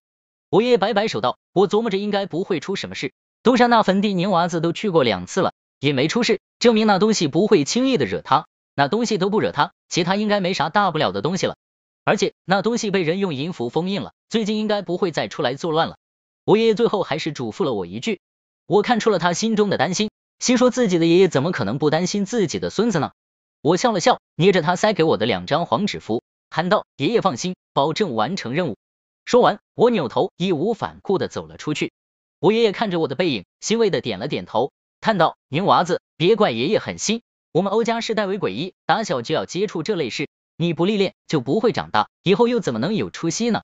你天生幽冥眼，注定了一辈子都要跟妖魔鬼怪打交道，这就是命啊！我现在不训练你，以后你可怎么办？”我缓缓的回头，对着他老人家笑了笑：“爷爷，放心，你的年娃子长大了，不就是几个鬼吗？我才不怕，你就安安稳稳的等着我，把大雄的魂魄领回来吧。”说完，我头也不回的继续向黑暗中走去。时间是午夜12点以后，我提着一盏白纸灯，孤独的走在泥土路上。今夜的天气也不是很好，没有月亮，也没有星星，整条路都黑漆漆的一片，伸手不见五指。白纸灯中摇曳的烛光将我的影子拉得老长，远远看去，好像午夜鬼影一般诡异瘆人。我依稀记得，大雄的第一个魂魄是在村口的公交站台上的车，那目的地肯定就是学校了。